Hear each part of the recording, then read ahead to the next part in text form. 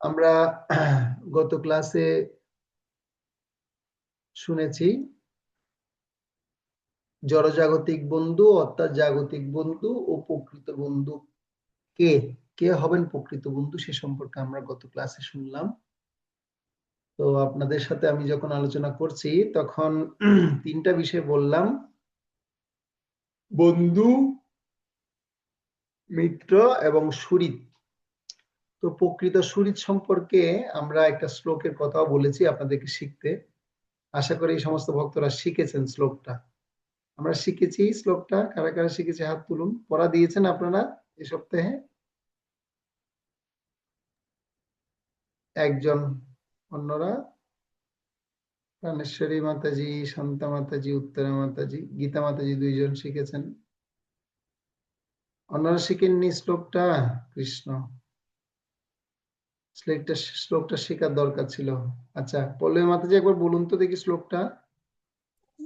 হরে কৃষ্ণ, প্রণাম প্রভু। আমার কথা শোনা যাচ্ছে প্রভু? একদম ক্লিয়ার। প্রভু, আপনি শ্লোকের পড়া দিয়েছিলেন 18 অধ্যায়ের 61 নম্বর শ্লোকটা। তো প্রভু সেই শ্লোকটা হচ্ছে, ঈশ্বরা সর্বভূতানাং হৃদ্দেশে অর্জুন তিষ্ঠতি ভ্রাময়ান সর্বভূতানি যন্ত্র আরুরানি মায়া। অনুবাদ: হে অর্জুন, পরমেশ্বর ভগবান সমস্ত জীবের হৃদয়ে অবস্থান করেন এবং তিনি তাদের দেহরূপ যন্ত্রে আরোহণ করিয়ে মায়ার দ্বারা ভ্রমণ করান। হরে কৃষ্ণ, ধন্যবাদ। এখন তো আমি বুঝতে পারছি না মুখস্থ বলছেন কিনা। উত্তরা না মাতাজি না বলুন। প্রভু, আমি পড়া মাতাজিকে দিয়েছিলাম, তুলি মাতাজিকে। আচ্ছা, থ্যাংক ইউ। উত্তরা মাতাজি বলুন। হরে কৃষ্ণ প্রভু। 18 অধ্যায় শ্লোক নং 61। ঈশ্বর সর্বভূতানাং হৃদ্দেশর্জুন তিষ্ঠতি ভ্রাময়ণ সর্বভূতানি যন্ত্রারোরানি মায়য়া। অনুবাদ: হে অর্জুন, পরমেশ্বর ভগবান সমস্ত জীবের হৃদয়ে অবস্থান করছেন ও সমস্ত জীবকে দেহরূপ যন্ত্রে আরোহণ করে মায়ার দ্বারা ভ্রমণ করান। হরে কৃষ্ণ, থ্যাংক ইউ। তাহলে আমরা গত ক্লাসে এই বিষয়গুলো জানলাম, জাগতিক বন্ধু এবং প্রকৃত বন্ধুর মধ্যে কি পার্থক্য, জাগতিক বন্ধুরা কি চায় এবং প্রকৃত বন্ধুরা কি চায় তার একটা সুন্দর আমরা দৃষ্টান্ত দেখতে পেলাম। অনেক কিছু বিষয় আলোচনা করেছি। আর আজকে আমরা এই টপিকের পর আলোচনা করব সরলতা। সরলতাকে ইংরেজিতে কি বলে? সিম্পলিসিটি বলে, তাই তো? আজকে আমরা সেই সরলতা বিষয়ক আলোচনা আমরা শুনবো।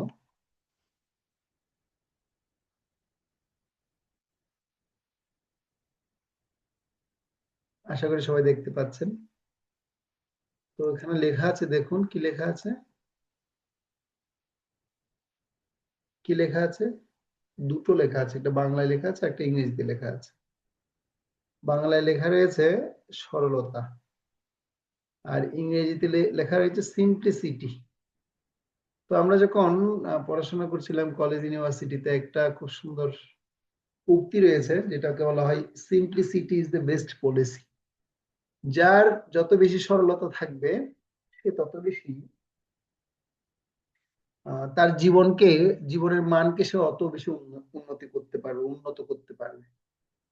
তো তাহলে এই সরলতা বিষয়টা কি আমাদের বৈষ্ণব সমাজের জন্য দরকার আছে? তো এখন আমি আপনাদের কাছে জিজ্ঞাসা করব, যা জানতে চাইবো, সিম্পলিসিটি বা সরলতা শব্দের অর্থ বলতে আপনারা কি কি বুঝতে পারেন? এই সিম্পলিসিটি বা সরলতা কি আপনারা বুঝতে পারেন? তো আপনাদের মধ্য থেকে আমি জানতে চাই এই সরলতা বা সিম্পলিসিটি মানে কি, আপনারা বলবেন। হাত তুলুন।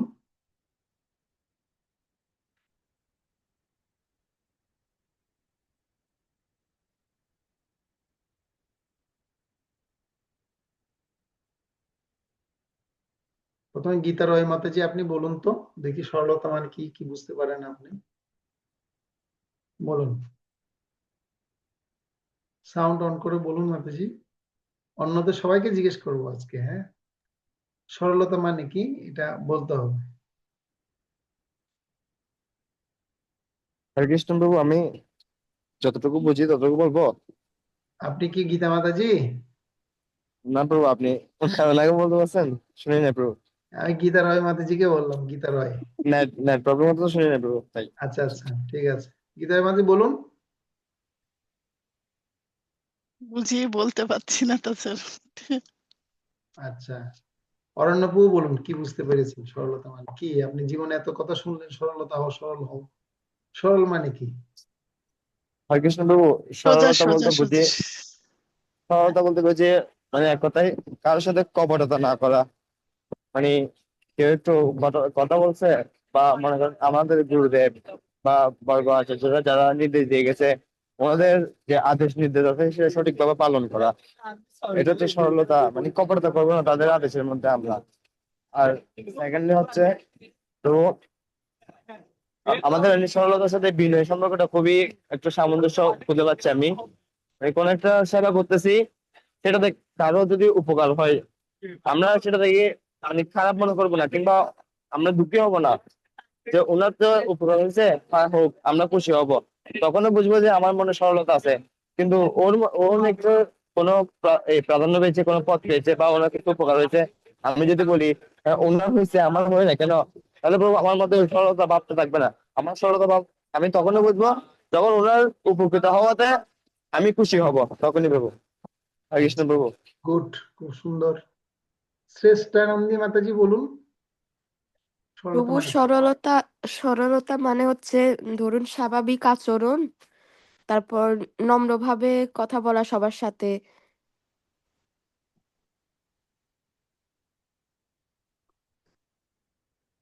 নম্রভাবে কথা বললে কি সরলতা হয়? না প্রভু, তাহলে? আচরণ ঠিক রাখতে হবে। অহংকার করা যাবে না। আচ্ছা, অহংকার করা যাবে না, আচরণ ঠিক রাখতে হবে। অপ্রেমীয় প্রভু বলুন, সরলতা মানে কি?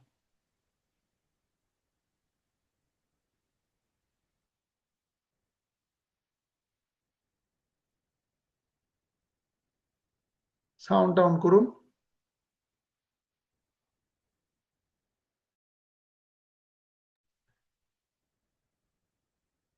সাউন্ড সাউন্ড হচ্ছে না। এটা ক্লিক করুন, আমি যেটা পাঠালাম এটা ক্লিক করুন।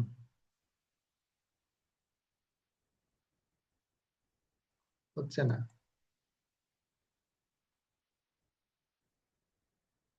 আচ্ছা, ঠিক আছে। শান্তা মাতাজি বলুন, সরলতা মানে কি?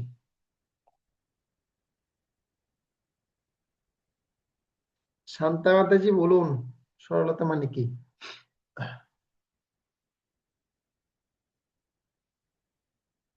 ভিডিও অফ থাকলে একটা সমস্যা, বুঝতে পারি না হচ্ছে কি ক্লাস করছে কি ক্লাস করছে না, তাহলে না সময়টা চলে যাচ্ছে না।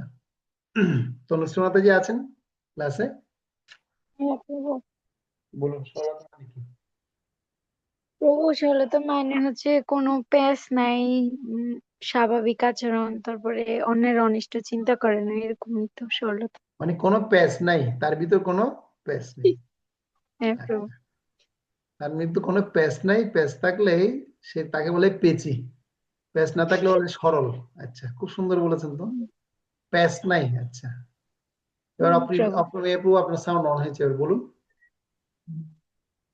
মানে এটা আসলে যে মানে সরলতা মানে নিজেকে সবসময় কি একটু উদার ভাবে থাকা, আর নিজের মধ্যে কোনো কপটতা না থাকা। উদার ভাবে থাকে মানে আবার অনেক সময় উদার মানুষকে বোকাও বলা হয়। তো সেটাও ঠিক। সরল, সরল আর বোকার মধ্যে কিন্তু আবার পার্থক্য আছে। হুম। সরল আর বোকার মধ্যে কিন্তু আবার পার্থক্য আছে। আচ্ছা, ঠিক আছে, ধন্যবাদ।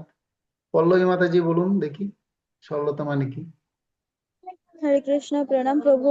প্রভু, আহ আমি সরলতা বলতে বুঝি যে প্রভু সবার সাথে একটা ভালো ব্যবহার, কারোর সাথে কোনো বাজে ব্যবহার নেই, কাউকে দুঃখ দিয়ে কোনো কথা বলা যাবে না। প্রভু যে মানে মানুষের প্রতি নির্দয় হওয়াকে সরলতা বলে। মানুষের প্রতি নির্দয় হওয়াকে সরলতা বলে। হ্যাঁ প্রভু।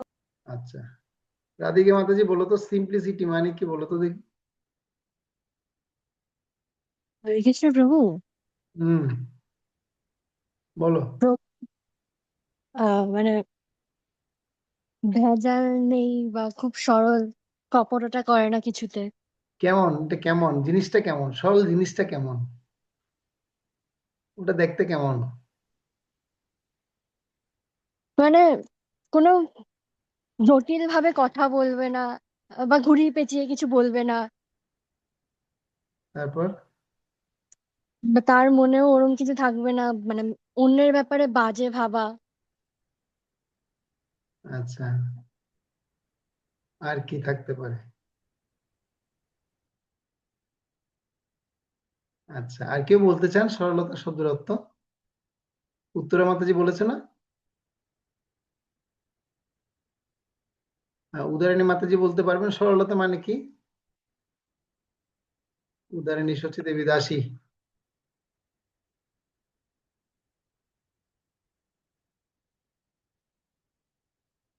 আচ্ছা, ঠিক আছে। আমরা তাহলে আজকে আলোচনা যেটা বিষয়বস্তু, আমরা এর দিক দিয়ে যাই, কি আমরা দেখি। তো সরলতাকে ইংরেজিতে বলা হয় সিম্পলিসিটি।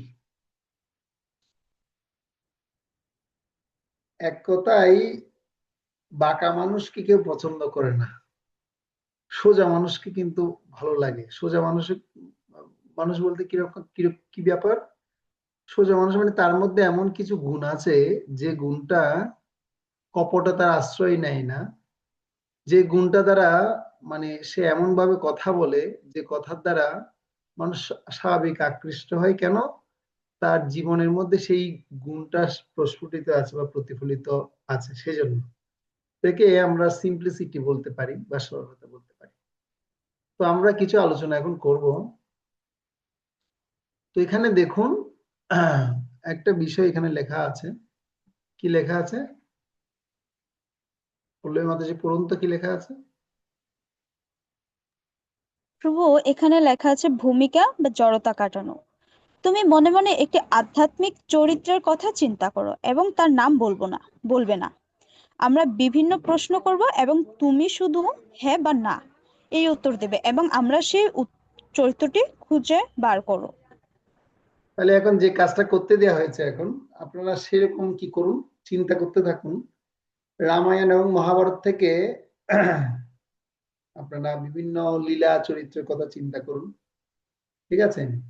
যে চরিত্রের মাধ্যমে, আমি প্রশ্নটা বলছি, যে চরিত্রের মাধ্যমে এরকম অনেক সরলতার প্রকাশ পাওয়া গেছে, রামায়ণের কাহিনী, মহাভারতের কাহিনী বা বৈদিক সাহিত্যের বিভিন্ন জায়গা থেকে আপনারা কি করুন, চিন্তা করুন।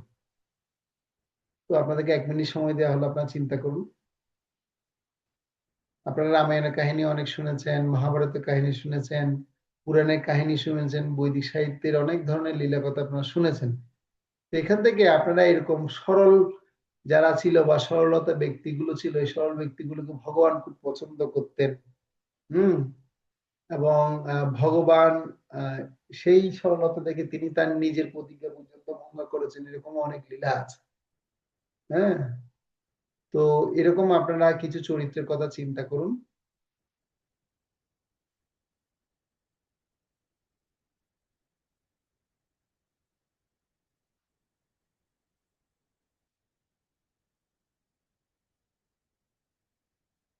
আপনাদের 1 মিনিট টাইম দেওয়া হলো, আপনাদেরকে বলতে হবে যে এরকম সিম্পলিসিটি ব্যক্তি কে কে ছিল।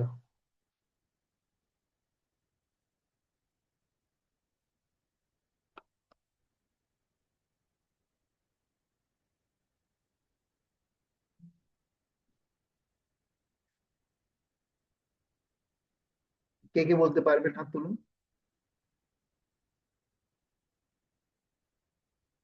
কে কে বলতে পারবেন, হাত তুলুন। হ্যাঁ, বলুন পল্লবী মাতাজি। কমপক্ষে প্রভু, দুটো দুটো করে বলতে হবে, কমপক্ষে সবাইকে বলতে হবে কিন্তু। হ্যাঁ, বলুন। প্রভু, ওই যে মহাভারতের থেকে আমরা সরলতার যে বিষয়টা, ওটা হচ্ছে যে প্রভু ওই যে শবরী মাতাজি। আচ্ছা, ওটা মহাভারত না রামায়ণ?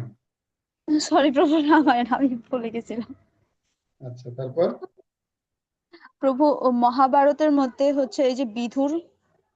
বিদুর আর হচ্ছে শবরী। আচ্ছা, ওদের কি বিশেষ গুণ ছিল যে আপনি তাদের নাম বললেন? প্রভু, শবরী মাতাজির গুণটা ছিল যে প্রভু উনি মানে রামের প্রতি ওনার ছিল নিখাদ ভক্তি এবং যে সরল ভাবটা। তো প্রভু উনি যখন ছিল, উনি ছিল একজন আদিবাসী নারী প্রভু। তো ওনার যে যেখানে থাকতো, তো সেখানে অন্যান্য ঋষিরাও থাকতো, কিন্তু উনি যে শ্রী রামচন্দ্রের প্রতি যে ভক্তি, উনি আশেপাশে যে ঋষিরা ছিল ওনাকে অনেক কথা বলেছে যে তোমার গৃহে আসবে নারী, তুমি তো তোমার গৃহে আসবে শ্রী রামচন্দ্র, তুমি তো হচ্ছে একটা নারী। তো এরকম বলতো প্রভু, কিন্তু তিনি এইগুলো সহ্য করেছেন। এটা প্রভু উনি ধৈর্যের পরীক্ষা দিয়েছেন, এটার জন্য প্রভু আমি ওনার নামটা বলেছি। ভেরি আর গুড, প্রভু সুন্দর, সুন্দর হয়েছে। তো মাতা শবরী মাতা তিনি এত সরল ছিলেন। সরল মানে হচ্ছে বিশ্বাস। তিনি ভগবানের প্রতি যথেষ্ট পরিমাণে বিশ্বাস এবং শ্রদ্ধা ভালোবাসা ছিল। আর তার মধ্যে এমন গুণ ছিল যে তার তৃণাদুপি গুণ, মানে তৃণের অপেক্ষা তিনি হীন গুণ তিনি অর্জন করেছিলেন। যার কারণে তাকে সবাই কি করেছিল, অপমান করা সত্ত্বেও তিনি কারো কোনো কথায় কর্ণপাত করেননি। তিনি তার গুরুদেবের কথাটাকেই জীবনে আদিহ বলে গ্রহণ করে তিনি অন্তিমে ভগবান শ্রীরামকে লাভ করেছিলেন। Very good. আরেকটা? প্রভু আরেকটা বলেছিলাম এই যে বিধুর, মহাভারত থেকে।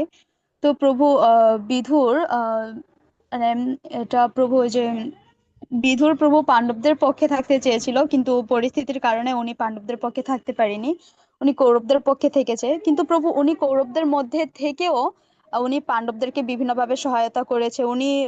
উনি ওনার ধর্মকে ঠিক রেখেছে। এটার জন্য প্রভু আমি ওনার নামটা বলেছিলাম। মানে নিজের ধর্ম ঠিক রাখাটাও একটা সরলতার প্রকাশ, তাই তো? হ্যাঁ প্রভু।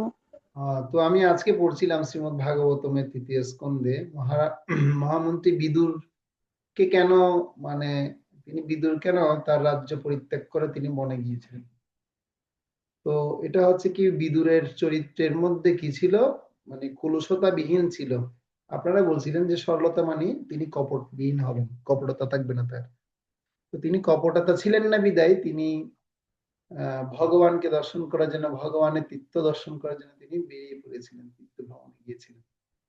তো সেটা কিসের প্রভাব হয়েছে, তিনি তার মধ্যে সদ্গুণ আছে বিদায় সেই বহিঃপ্রকাশটা আমরা দেখতে পাচ্ছি। Good, thank you. আর কেউ বলবেন সরলতার উদাহরণ? আর কেউ পাবেন, পেয়েছেন? কে বলতে চান? অনুশ্রী মাতাজি বলুন। হরে কৃষ্ণ প্রভু, প্রণাম। হুম প্রভু আমি মহাভারতের মধ্যে যুধিষ্ঠির মহারাজের সরলতা দেখতে পাই, কারণ উনি একজন রাজা ছিলেন, কিন্তু রাজা ওনার মধ্যে কোনো অহংকার ছিল না। তারপরে সবসময় সত্য কথা বলতো, সত্যবাদী ছিলেন, উনি অহংকার ছিল না। হুম ভেরি গুড। আমি আজকে পড়ছিলাম যুধিষ্ঠির মহারাজের কাহিনী পড়ছিলাম। যুধিষ্ঠির মহারাজ এত সরল ছিলেন, এ সরলতার জন্য মানে তিনি ধর্মরাজ হয়েছেন, তিনি তার বাকসত্য হয়েছিল। তিনি কখনো মিথ্যা কথা বলতেন না। মিথ্যা কথা না বলার কারণটা কি, তার মধ্যে সেই সরলতার গুণটা তার মধ্যে রয়েছে বিদায় তিনি মিথ্যা কথা বলতেন না। এবং যুধিষ্ঠির মহারাজের এত সুন্দর গুণ থাকা সত্ত্বেও কৌরব পক্ষের অর্থাৎ ধৃতরাষ্ট্রের পুত্ররা তাকে তার গৃহ থেকে তাদেরকে বনে পাঠিয়েছিল। এটা একটা বিশাল মানে শিক্ষা। তো যার কারণে এই অর্থাৎ অসুর ব্যক্তিদেরকে ভগবান বিনাশ করেছেন। আর কোনো উদাহরণ যুধিষ্ঠির মহারাজ ছাড়া? প্রভু রামায়ণ থেকে পাই যে ওই রাবণের ভাই বিভীষণ, উনি হ্যাঁ, রাবণের ভাই বিভীষণ। তো কিভাবে, কি উদাহরণ কি মাতাজি? নিজের ছেলের যে মৃত্যু হয়েছে তারপরও উনি ভগবানের চরণচ্যুত হন নাই, ভগবানকে একটুও অবিশ্বাস করেন নাই। ভগবান রামচন্দ্র তো জানতেন না যে আসলে বিভীষণের ছেলের মারছে যে, বিভীষণের ছেলে মারছে যে, উনি যে বিভীষণের পুত্র ছিলেন এটা তো জানতেন না। কিন্তু বিভীষণের পুত্র মারা মারা যাওয়ার পরও উনি ভগবানকে একটুও অবিশ্বাস করেন নাই, এটা আর কি। আচ্ছা, মানে ভগবানের প্রতি পূর্ণ বিশ্বাস থাকাটা হচ্ছে একটা সরলতার পূর্ণ প্রকাশ। বিশ্বাস ছিল, হ্যাঁ ভেরি হ্যাঁ। Good, very good. দেখছেন আপনারা কত সুন্দর আলোচনা করে নিজেরাই করতে পারছেন। Very good. আচ্ছা, আরেকজনকে উত্তরা তুমি কি বলতে চাইছো বলো? হরে কৃষ্ণ প্রভু। রামায়ণের ভরত মহারাজ মানে তাকে মহারাজ করার পরও সে নিজের ভাই রামের পাদুকা নিয়ে সিংহাসনে রেখে রাজ্য চালিয়েছিলেন, এবং কখনো অহংকারী হননি, নিজে সব একদম করেননি, একদম নিজের ভাইকে স্মরণ করে রাজ্য চালনা করেছিলেন। Very good. ভরত মহারাজের কথা আমরা শুনছি, ভরত রাজা। ভরত মানে রামচন্দ্রের ভাই ভরত।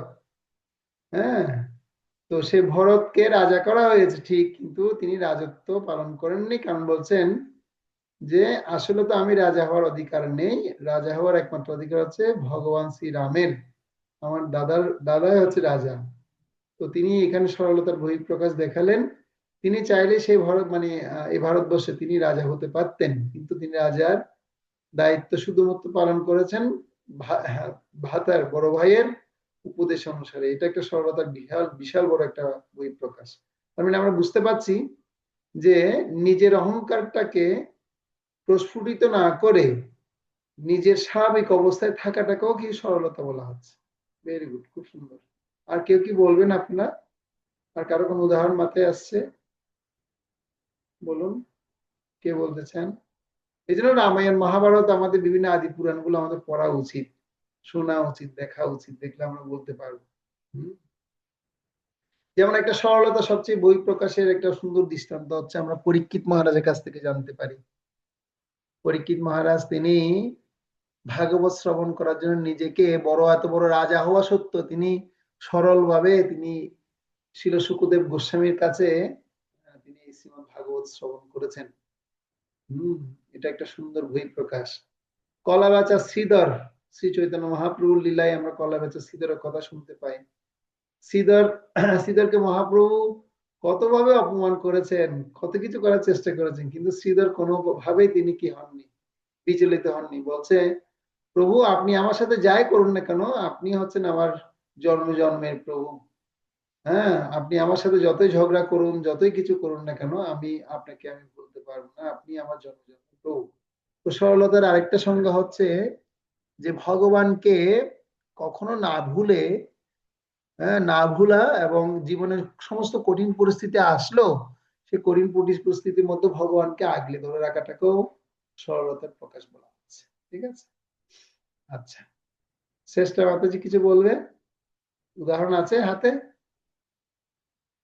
জানা আছে কিছু? না প্রভু, ওই যে প্রথমে পল্লবী মাতাজি বললো না রামায়ণের, ওটা একটু মনে আসছিল। আচ্ছা, ঠিক আছে, তাহলে আমরা একটু এগিয়ে যাই। তাহলে আমরা আমাদের এরকম ভাবে যদি আমরা বৈদিক সাহিত্যে বিভিন্ন কাহিনী চরিত্রগুলো যদি আমরা শ্রবণ করি, শুনি, তাহলে আমাদের যে বৈষ্ণবদের যে গুণগুলো আছে সেই গুণগুলোর মধ্যে একটা গুণ হচ্ছে কি সরলতা। হ্যাঁ, কৃপালু অকৃতদ্রোহ সত্য সারসম নির্দোষ বদান্য মৃদু সূচি অকিঞ্চন সর্ব উপকারক শান্ত কৃষ্ণৈক শরণ কাম নিহস্থির বিজিত সরগুণ মিতভুক অপ্রমত্ত মানদমানি গম্ভীর করুণ মৈত্র কবি দক্ষ মণি। তো এখানের মধ্যে যে আমরা সরলতা দেখতে পাই, সরলতা। ঠিক আছে, তো আপনারা দেখুন সরলতার সংজ্ঞা এখানে পূর্ণরূপে দেয়া হয়েছে। কোথায় দেয়া হয়েছে আপনারা দেখবেন, শ্রী চৈতন্য মহাপ্রভু পরমেশ্বর ভগবানের কলিযুগের পাবন অবতার, ভগবান কৃষ্ণ এবং রাধারানীর মিলিত বিগ্রহ হচ্ছে শ্রী চৈতন্য মহাপ্রভু। তো এই শ্রী চৈতন্য মহাপ্রভু তিনি তার জীবনে তিনি 8খানা শিক্ষা তিনি শুধুমাত্র লিপিবদ্ধ করে রেখেছেন, তো দিয়ে গেছেন আমাদেরকে। তো তার মধ্যে 3 নাম্বার যে শ্লোকটা, ত্রিনাদপি শুনিচেন তরুরপি সহিষ্ণুনা অমানিনা মানদেন কীর্তনিয়া সদা হরি। যিনি নিজেকে তৃণ অপেক্ষা ক্ষুদ্র জ্ঞান করেন, যিনি তরুর মতো সহিষ্ণু হন, নিজে মানশূন্য হয়ে অপর লোককে সম্মান প্রদান করেন, তিনি সর্বদা হরি কীর্তনের অধিকারী। তো এ হচ্ছে সরলতার গুণ। যিনি সরল হবেন তিনি নিজেকে ঘাসের থেকেও অনেক বেশি ক্ষুদ্র মনে করবেন, তিনি নিজেকে তরুর মতো সহিষ্ণু মনে করবেন এবং নিজে মানশূন্য হয়ে অপর লোককে সম্মান প্রদান করবেন। তো যিনি এটা করতে পারবেন তিনি সরল ব্যক্তি বলে প্রতিগণিত হবেন বা সর্বদা হরিকীর্তন অধিকারী হবেন। যিনি সরল হবেন তিনি হরিনাম করতে পারবেন। জটিল ব্যক্তি বা গরল ব্যক্তি কখনো ভগবানের নামের প্রতি বিশ্বাস রুচি তাদের থাকে না। যাদের মধ্যে এরকম গুণগুলো রয়েছে তারাই একমাত্র ভগবানের কাছাকাছি বা সরল হতে পারেন, না হলে সম্ভব না। তো আমরা আলোচনা করেছি, এখন একটা কোশ্চেন আনসার পর্ব আছে, দেখুন। তোমার পরিচিত কোনো একজন সকলের প্রিয় এবং সরল প্রকৃত ব্যক্তির সম্পর্কে আপনি কয়েকটা লাইন লিখবেন। তো এখন আপনাদেরকে 5টা মিনিট সময় দেওয়া হবে। তো আপনারা আপনাদের জীবনের এরকম কোন একজন পরিচিত ব্যক্তি বা কোন একজন ভক্ত বা এরকম কোন একজন ব্যক্তির নাম আপনারা কি করবেন, লিখবেন। তার সম্পর্কে আপনি মিনিমাম 4-5 লাইন আপনি লিখবেন এখন। তো 5 লাইনের জন্য আপনাদেরকে 5 মিনিট টাইম দেওয়া হয়েছে। এই 5 মিনিট টাইমে আপনারা লিখবেন। তো এই লেখার মধ্যে আপনাদের কি কি থাকবে, কয়েকটি পন্থা উল্লেখ করতে পারেন যেখানে যাতে খুব সরলভাবে জীবনযাপন করা যায় বা সেই ব্যক্তির জীবনযাপন দেখে আপনি বুঝতে পারছেন তিনি অনেক সিম্পলিসিটি ব্যক্তি বা তিনি খুব সরল মানুষ। তো দেখি তাহলে সবাই লিখুন, দেখি সবাই 5 মিনিট আপনারা নেন। 5 মিনিট সময়ে আপনারা এই লেখাটা লিখুন। আমি আবার বলে দিচ্ছি, আপনার জীবনে এরকম একজন ব্যক্তি আপনি দেখেছেন যিনি আপনার অনেক সরল ব্যক্তি এবং সকলের প্রিয় এবং সরল প্রকৃতি ব্যক্তি হয়ে উঠেছেন এবং তার সম্পর্কে আপনি 5 লাইন লিখবেন, ঠিক আছে? তো তার জীবনটা দেখলে এরকম কোনো কপটতা পূর্ণ বলে মনে হয় না, সরল জীবনযাপন তিনি করেন দেখে থাকেন, ঠিক আছে? এভাবে আপনারা 5 লাইন লিখবেন। সবাই লিখুন দেখি, 5 লাইন লিখুন, ওই ব্যক্তি সম্পর্কে 5 লাইন লিখে আমাকে আপনারা শোনাবেন। যাদের ভিডিও অন করতে অসুবিধা আছে তারা অফ রাখতে পারেন, যারা অন করতে সুবিধা আছে তারা অন রাখলে সুবিধা, ভিডিও অন থাকে। ঠিক আছে, বলুন কে কে বলতে চান, বলুন। প্রভু আমি বলবো। হ্যাঁ বলুন। প্রভু আমার কাছে একদম সরল ব্যক্তিদের মধ্যে প্রথম হচ্ছে শ্রীল প্রভুপাদ। তো প্রভু মানে উনার একটা অন্যতম বৈশিষ্ট্য হচ্ছে যে প্রভু উনি যে আমাদের দীক্ষাগুরু বা আমাদের দীক্ষাগুরুর গুরুজি যিনি শ্রীল প্রভুপাদ, উনি সমস্ত ভক্তদেরকে পাপ পাপ পাপ বর্জন করার পন্থা দেখিয়ে গিয়েছেন। তারপর হচ্ছে প্রভু তিনি হিপিদেরকে হ্যাপিতে পরিণত করেছেন, যেটা উনার সরলতার সব থেকে বড় উদাহরণ। তারপরে উনি হরে কৃষ্ণ মহামন্ত্রের মাধ্যমে পতিত জীবদের উদ্ধার করেছেন। প্রভু উনার মাধ্যমে আমরা শ্রীকৃষ্ণকে চিনতে পেরেছি এবং এত সুন্দর বৈষ্ণব সঙ্গ করতে পেরেছি বা এখনো পারছি। তারপর প্রভু হচ্ছে যে ভগবান যাকে ত্যাগ করে স্বয়ং বৈষ্ণব তাকে রক্ষা করে। তো প্রভুপাদের মাধ্যমে আমরা এত সুন্দর বৈষ্ণব সঙ্গ পাচ্ছি। যদি প্রভুপাদ না হইতো তবে কি হইতো, এই জীবনে বহিত কিসে। হরে কৃষ্ণ প্রভু, প্রণাম। হরে কৃষ্ণ, ধন্যবাদ।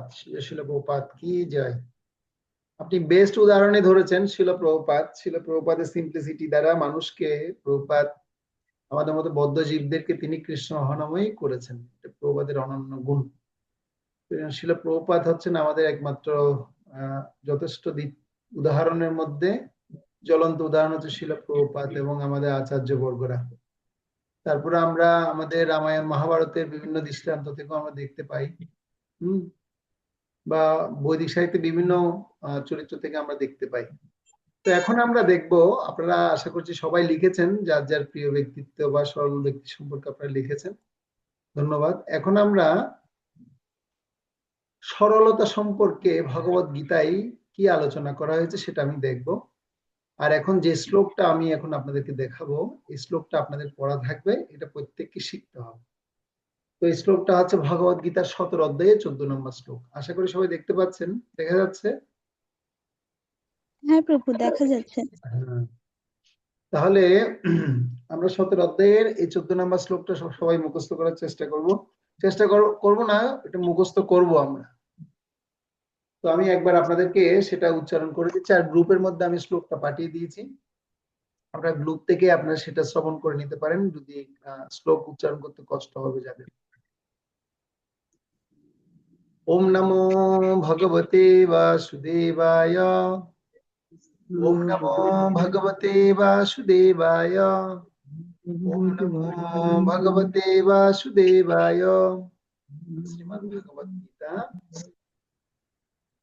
সপ্তদশ অধ্যায় শ্রদ্ধাত্মক বিভাগ যোগ, শ্লোক নং 14। দেবদ্বিজ গুরু প্রাজ্ঞ পূজনম শৌচমার্জবম ব্রহ্মচর্য মহিংসা চ শরীরম তপ উচ্যতে। দেবদ্বিজ গুরু প্রাজ্ঞ পূজনম শৌচমার্জবম ব্রহ্মচর্য মহিংসা চ শরীরম তপ উচ্যতে। দেবদ্বিজ গুরু প্রাজ্ঞ পূজনম শৌচমার্জবম ব্রহ্মচর্য মহিংসা চ শরীরম তপ উচ্যতে। অনুবাদ: পরমেশ্বর ভগবান ব্রাহ্মণ, গুরু এবং প্রাজগণের পূজা এবং শৌচ, সরলতা, ব্রহ্মচর্য এবং অহিংসা এগুলিকে কায়িক তপস্যা বলা হয়। তাহলে তপস্যার মধ্যে এই সরলতাটা হচ্ছে কি তপস্যা? কায়িক তপস্যা। একটা হচ্ছে বাচিক তপস্যা, আর একটা হচ্ছে কায়িক তপস্যা। কায়িক তপস্যা মানে দৈহিক তপস্যা। এই সরলতা অর্জন করাটা কিসের মাধ্যমে হবে? এটা দৈহিক আচরণের মাধ্যমে সেটা প্রকাশ পাবে। তো এটা যদি বিশ্লেষণ আমরা করি তাহলে এটা দাঁড়াবে, গীতা মাতাজি আপনি এটা পড়ুন তো, কি লেখা আছে? সাউন্ড অন করে পড়ুন।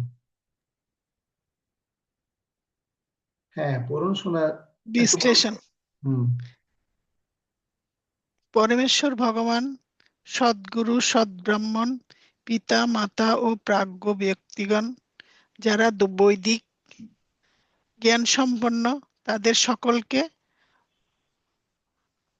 হালকা করা উচিত। এছাড়া নিজেকে অন্তরে বাইরে পরিষ্কার পরিচ্ছন্ন রাখার অভ্যাস করা উচিত। আচার ব্যবহারে সরল ও অহিংস হতে শিখতে হবে। অবৈধ যৌন সঙ্গ বর্জন করে ব্রহ্মচর্য পালন করা উচিত। এগুলো হচ্ছে দৈহিক তপশ্চর্যা। সরলতা মানে স্বাভাবিক বিনয়ী থাকা। আরো ব্যাপক অর্থে ভগবান যা দেন তা সন্তুষ্ট চিত্তে আনন্দ সহকারে গ্রহণ করা, অন্য কোনো কিছুর জন্য অপেক্ষা করা না। তপস্যা মানে স্বেচ্ছায় জীবনের উচ্চতর লক্ষ্য অর্জনের জন্য কষ্ট স্বীকার করা। হরে কৃষ্ণ। তার মানে হরে আমরা কৃষ্ণ, সম্পর্কে এখানে প্রণাম। বুঝতে পারছি। ধন্যবাদ মাতাজি। তো এখানে বুঝতে পারছি তাহলে পরমেশ্বর ভগবান সদ্গুরু, সৎ ব্রাহ্মণ, পিতা মাতা, প্রাজ্ঞ বা বিজ্ঞগণ, বৈদিক জ্ঞান সম্পন্ন, হ্যাঁ বৈদিক জ্ঞান সম্পন্ন, তাদের সকলকে, এটা শঙ্কা হবে না, এটা সম্মান করা উচিত। ঠিক আছে, এটা সম্মান হবে। তাছাড়া নিজেকে অন্তরে এবং বাহিরে পরিষ্কার পরিচ্ছন্ন রাখার অভ্যাস করা উচিত। তো আমরা শিখেছিলাম অন্তরে পরিষ্কার বা পবিত্র থাকবে কিভাবে, কেউ বলতে পারবেন? দেখি বলুন দেখি। অন্তর পরিষ্কার হবে কিভাবে আর বাহির পরিষ্কার হবে কিভাবে, কে বলতে পারবে? কেউ পারবেন না?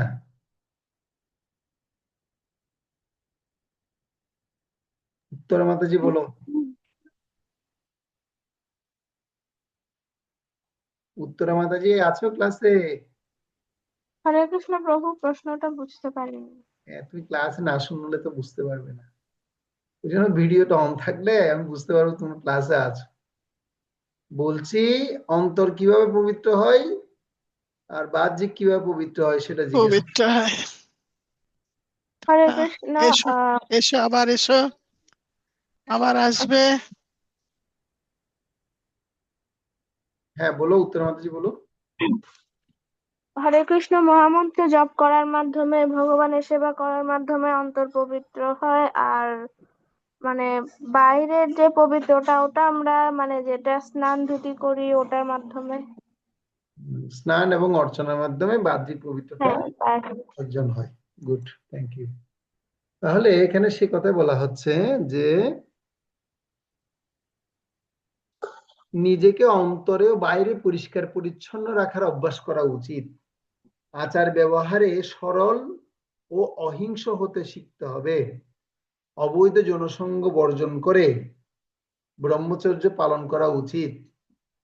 মানে সবসময় নিজেকে পবিত্রতা শুদ্ধতা রাখা, মনে এবং বাইরে দুদিকে, তাকে ব্রহ্মচর্য বলা হচ্ছে। এগুলোকে বলা হচ্ছে দৈহিক তপশ্চর্যা। সরলতা শব্দের অর্থ এখানে ব্যাখ্যা করা হয়েছে, দেখুন। সরলতা মানে স্বাভাবিক বিনয়ী থাকা, মানে স্বাভাবিকভাবেই বিনয়ী থাকা, বিনয়ী ভাব। তো যারা যত বেশি বড় বিদ্বান হবে, বিদ্যার্থী ব্যক্তি সবসময় বিনয়ী থাকে। হ্যাঁ, বিদ্যা ভূষণঞ্চ বিনয়। আর এই বিনয় ভাবটা কে বলা হচ্ছে সরলতা ভাব। আমরা অনেক সময় হয় কি, আমি যখন খুব ভালো পড়াশোনা করি বা ভালো ডিগ্রি অর্জন করলে আমাদের অহংকার অনেক বেশি হয়ে যায়। কিন্তু এই অহংকার থেকে নিজেকে সরল রাখাটা হচ্ছে সবচেয়ে বড় গুণের বিষয়। সরলতা মানে স্বাভাবিক বিনয়ী থাকাটা খুব দরকার। তো আরো ব্যাপক অর্থে ভগবান যা দেন তা সন্তুষ্ট চিত্তে আনন্দ সহকারে গ্রহণ করা, অন্য কোনো কিছুর জন্য অপেক্ষা না করা। তপস্যা শব্দের অর্থ আমাদের এখানে শিখতে হবে যে আমাদের প্রত্যেককে এখানে তপস্যা করতে হবে। কিরকম তপস্যা? দুইটা, একটা বাহ্যিক কায়িক তপস্যা আর একটা মানসিক তপস্যা, দুটো করতে হবে। বাহ্যিক বা কায়িক তপস্যা মানে আপনাকে এমন কিছু নীতি নিয়ম অনুশীলন করতে হবে, সেটা অনুশীলন করতে অনেক কষ্ট মনে হবে। সেটা তপস্যা শব্দের ব্যাখ্যা করে বর্ণনা করা হচ্ছে, তপস্যা মানে স্বেচ্ছায় জীবনের উচ্চতর লক্ষ্য অর্জনের জন্য, ভালো কিছু পাওয়ার জন্য আপনাকে কষ্ট স্বীকার করতে হবে। যেমন তিতা খেতে কি ভালো লাগে আপনাদের কারো? তিতা তিতা তিতা খেতে কার কার ভালো লাগে? ভালো লাগে? তিতা বললেই মানে মুখে কেমন লাগে? তিতা মানে মুখটাই মানে কি হয়ে যায়, তিতা। আমাদের সব সময় খেতে হয় এটা, খেতে সুগার রুগী তো, সুগার রুগী সুগার সকালে রোগীদের উঠেই সকালে উঠেই তিতো খেতে হয়। ভালো লাগে তিতে খেতে, না লাগলেও খেতে হবে। না লাগলে খেতে হবে। ভালো লাগুক না লাগুক খাও তিতা, বুঝো হ্যাঁ, না বুঝো পড়ো গীতা, কথা আছে না? পরগীতা। তো এখন ব্যাপার হচ্ছে যে আমাদেরও প্রত্যেককে এই বিষয়টি কি করতে হবে। তপস্যা করতে আমাদের ভালো লাগে না, শীতকালে ঘুম থেকে উঠতে ইচ্ছে করে, কম্বলটা গায়ের মধ্যে ভারী হয়ে থাকে, আর এখন প্রচুর ঠান্ডা পড়ছে, আর ঘুমটা খুব ভালো হয়। কখন ভালো হয়? ভোরবেলায়। ভোরবেলার ঘুমটা এত মধুর, একদম উঠতেই ইচ্ছে করে না। কারা কারা মঙ্গল আরতি করেন 5টার সময়? দেখি হাত তুলুন তো। মঙ্গল আরতি করেন আপনারা? পল্লবী মাতাজি একজন পেয়েছি, আর নেই ভাগ্যবান ব্যক্তি, ভাগ্যবতী? 5টার সময়ও উঠা হয় না অনেক সময়, এত মানে কি ঠান্ডা। তনুশ্রী মাতাজি 2জন পেয়েছি। আচ্ছা, উত্তরা মাতাজি উঠেন না ঘুম থেকে? গীতা মাতাজি উঠেন উঠি না? সবসময় হয় না। সবসময় হয় না। উঠি মঙ্গল আরতিটা করতে পারি না, আর উঠি মালা জপ করি। আমি ভোরবেলা মালা জপ না করলে আর সারাদিন মালা জপ করতে পারি না। গুড, খুব সুন্দর। সেজন্য ভোরবেলা সকালে যদি কেউ কষ্ট করে তপস্যাটা করার জন্য, যদি ঘুম থেকে যদি কেউ নিজেকে স্বেচ্ছায় কষ্ট স্বীকার করে উঠে ঠান্ডা জলে যদি স্নান করতে পারে, তাহলে কিন্তু তার ব্রেন বা তার নলেজ কিন্তু অনেক গুণ বেরিয়ে যাবে। বলা হচ্ছে ঠান্ডা জলে স্নান করলে তার বুদ্ধি অনেক তীক্ষ্ণ হয়, সুপ্রশস্ত হয়। এটা ডাক্তারদের ভাষায় বলছি আমি, আমার নিজের ভাষা না, ডাক্তারদের ভাষায় বলছি। বা আমাদের আধ্যাত্মিক ভাষা থেকেও দূর কথা বলি, বর্তমানে ডাক্তাররাও তাই বলে, যদি আপনি ঠান্ডা জল দিয়ে স্নান করবেন দেখবেন আপনার ব্রেনের তীক্ষ্ণতা অনেক বেড়ে যাবে। ঠিক আছে, কিন্তু গরম জল দিয়ে স্নান করতে অনেক বেশি ভালো লাগে। তো একবার কি হয়েছিল, প্রভুপাদ একটা লীলা বলি। প্রভুপাদ যখন একবার একটা দেশে গিয়েছিলেন, ওই দেশের মধ্যে আমরা বাথরুমের মধ্যে ভক্তরা জলের দুটো ট্যাপ আছে, একটা ট্যাপের মধ্যে একটা শব্দ লিখেছে, আরেকটা শব্দের মধ্যে আরেকটা শব্দ লিখেছে। তো শব্দগুলো কি লিখেছে? দুটো ট্যাপ আছে জলের, একটা হচ্ছে গরম জলের ট্যাপ আর একটা হচ্ছে ঠান্ডা জলের ট্যাপ। তো গরম জলের ট্যাপ যেটা আছে সেটার মধ্যে কি লিখেছে? সেটার মধ্যে লিখেছে মায়া, আর ঠান্ডা জলের ট্যাপের মধ্যে লিখেছে ভগবত ধাম। তো প্রভুপাদ যখন সেই বাথরুমে যখন প্রবেশ করলো, প্রবেশ করার সাথে সাথে সে জলের ট্যাপ ভগবত ধাম যেটা লেখা আছে সেটা টপ করে ছেড়ে দিয়েছে। ছেড়ে দেওয়ার সাথে সাথে দেখছি ঠান্ডা জল। প্রভুপাদ কি বলছে, এই ঠান্ডা জলটাই ভগবত ধাম লিখলো কেন? আর যেটা মায়া জল, মায়া লেখা আছে সেটার মধ্যে কি করেছে, সেটা যখন ছেড়েছে গরম হোক, ভালো লাগছে, আরাম লাগছে। তখন প্রভুপাদ বলছে, আরে বাবা, আমার শিষ্যরা দেখি অনেক ট্যালেন্ট। তখন তাদের সবাইকে ডাক দিল, ডাক দিয়ে জিজ্ঞাসা করছে, আচ্ছা বলো দেখি তোমরা কেন এই দুটো লিখলে? প্রভুপাদ, এটা তো স্বাভাবিক ব্যাপার, আমরা যত আরামে থাকবো তত ভগবান থেকে দূরে থাকবো, যত আমরা কষ্টে থাকবো তত আমরা ভগবানকে কাছে কাছে রাখতে পারবো। আর যখন আপনি ঠান্ডা যখন গাইলে তখন আপনার মুখ দিয়ে কৃষ্ণ আনন্দ বের হবে। বলছে, হ্যাঁ তাই তো, তোমাদের তো দেখি চেতনা অনেক উন্নত হয়েছে, গুড, ভেরি গুড, তোমরাই ভগবত ধাম যেতে পারবে। তো প্রভুপাদ খুব খুশি হয়েছিলেন। তো এইভাবে যদি আমরা আমাদের জীবনেও যদি সেটা কি করতে পারি, এটাকে জীবনে আধেয় করতে পারি, এটা আমাদের জন্য অনেক বেশি গুরুত্ব। এটা প্রত্যেককেই সেটা কি করা উচিত, সেটা মনে রাখা উচিত। তার মানে আমরা এখন তাহলে 17 অধ্যায়ের কত নম্বর শ্লোক শিখলাম, তার বিশ্লেষণ দেখলাম। আমাদের এটা পড়া থাকবে আগামী ক্লাসে, 17 অধ্যায় 14 নম্বর শ্লোক আপনাদের পড়া থাকবে। তো এই শ্লোকটা আশা করি সবাই শিখবেন, ঠিক আছে? এটা আমি রেকর্ড করে পাঠিয়েছি, আপনারা এখান থেকে শুনে নেবেন। তাহলে স্বেচ্ছায় কষ্ট আমাদের প্রত্যেককে স্বীকার করতে হবে ভগবানকে আরাধনা করার জন্য। এটা হচ্ছে সরলতার বহিঃপ্রকাশ। আপনি যদি কপট হন তাহলে আপনি ঘুম থেকে উঠবেন না ভোরবেলা, ঘুমটাই সবচেয়ে ভালো লাগবে। কিন্তু যদি আপনি সরল হন, ভগবানকে সন্তুষ্ট করার জন্য যদি চিন্তা ভাবনা থাকে, আপনার ঘুম সকালে শীতটা আপনার শীত মনে হবে না, কারণ সকালে তপস্যা আপনার করতেই হবে, ঠিক আছে? এটা কিন্তু প্রত্যেককেই স্মরণ রাখতে হবে, ঠিক আছে? তো এখানে সরলতা মানে কি, এটা আর একটু বিশ্লেষণ করে মহাপ্রভু শিখাচ্ছেন। দেখুন যে সরলতা কি, সরলতা মানে সহজাত বা বিনীত হওয়া। এর মানে ভগবান আপনাকে যা দিয়েছেন তাতেই সুখী ও তৃপ্ত থাকা এবং সর্বদা আরো বেশি কিছু প্রত্যাশা না করা। এটা হচ্ছে সরলতার সংজ্ঞা। আমরা তো অনেকে অনেকভাবে সংজ্ঞা দিয়েছি, কিন্তু প্রকৃত সরলতার সংজ্ঞা হচ্ছে কি, সরলতা মানে সহজাত ও বিনীত হওয়া।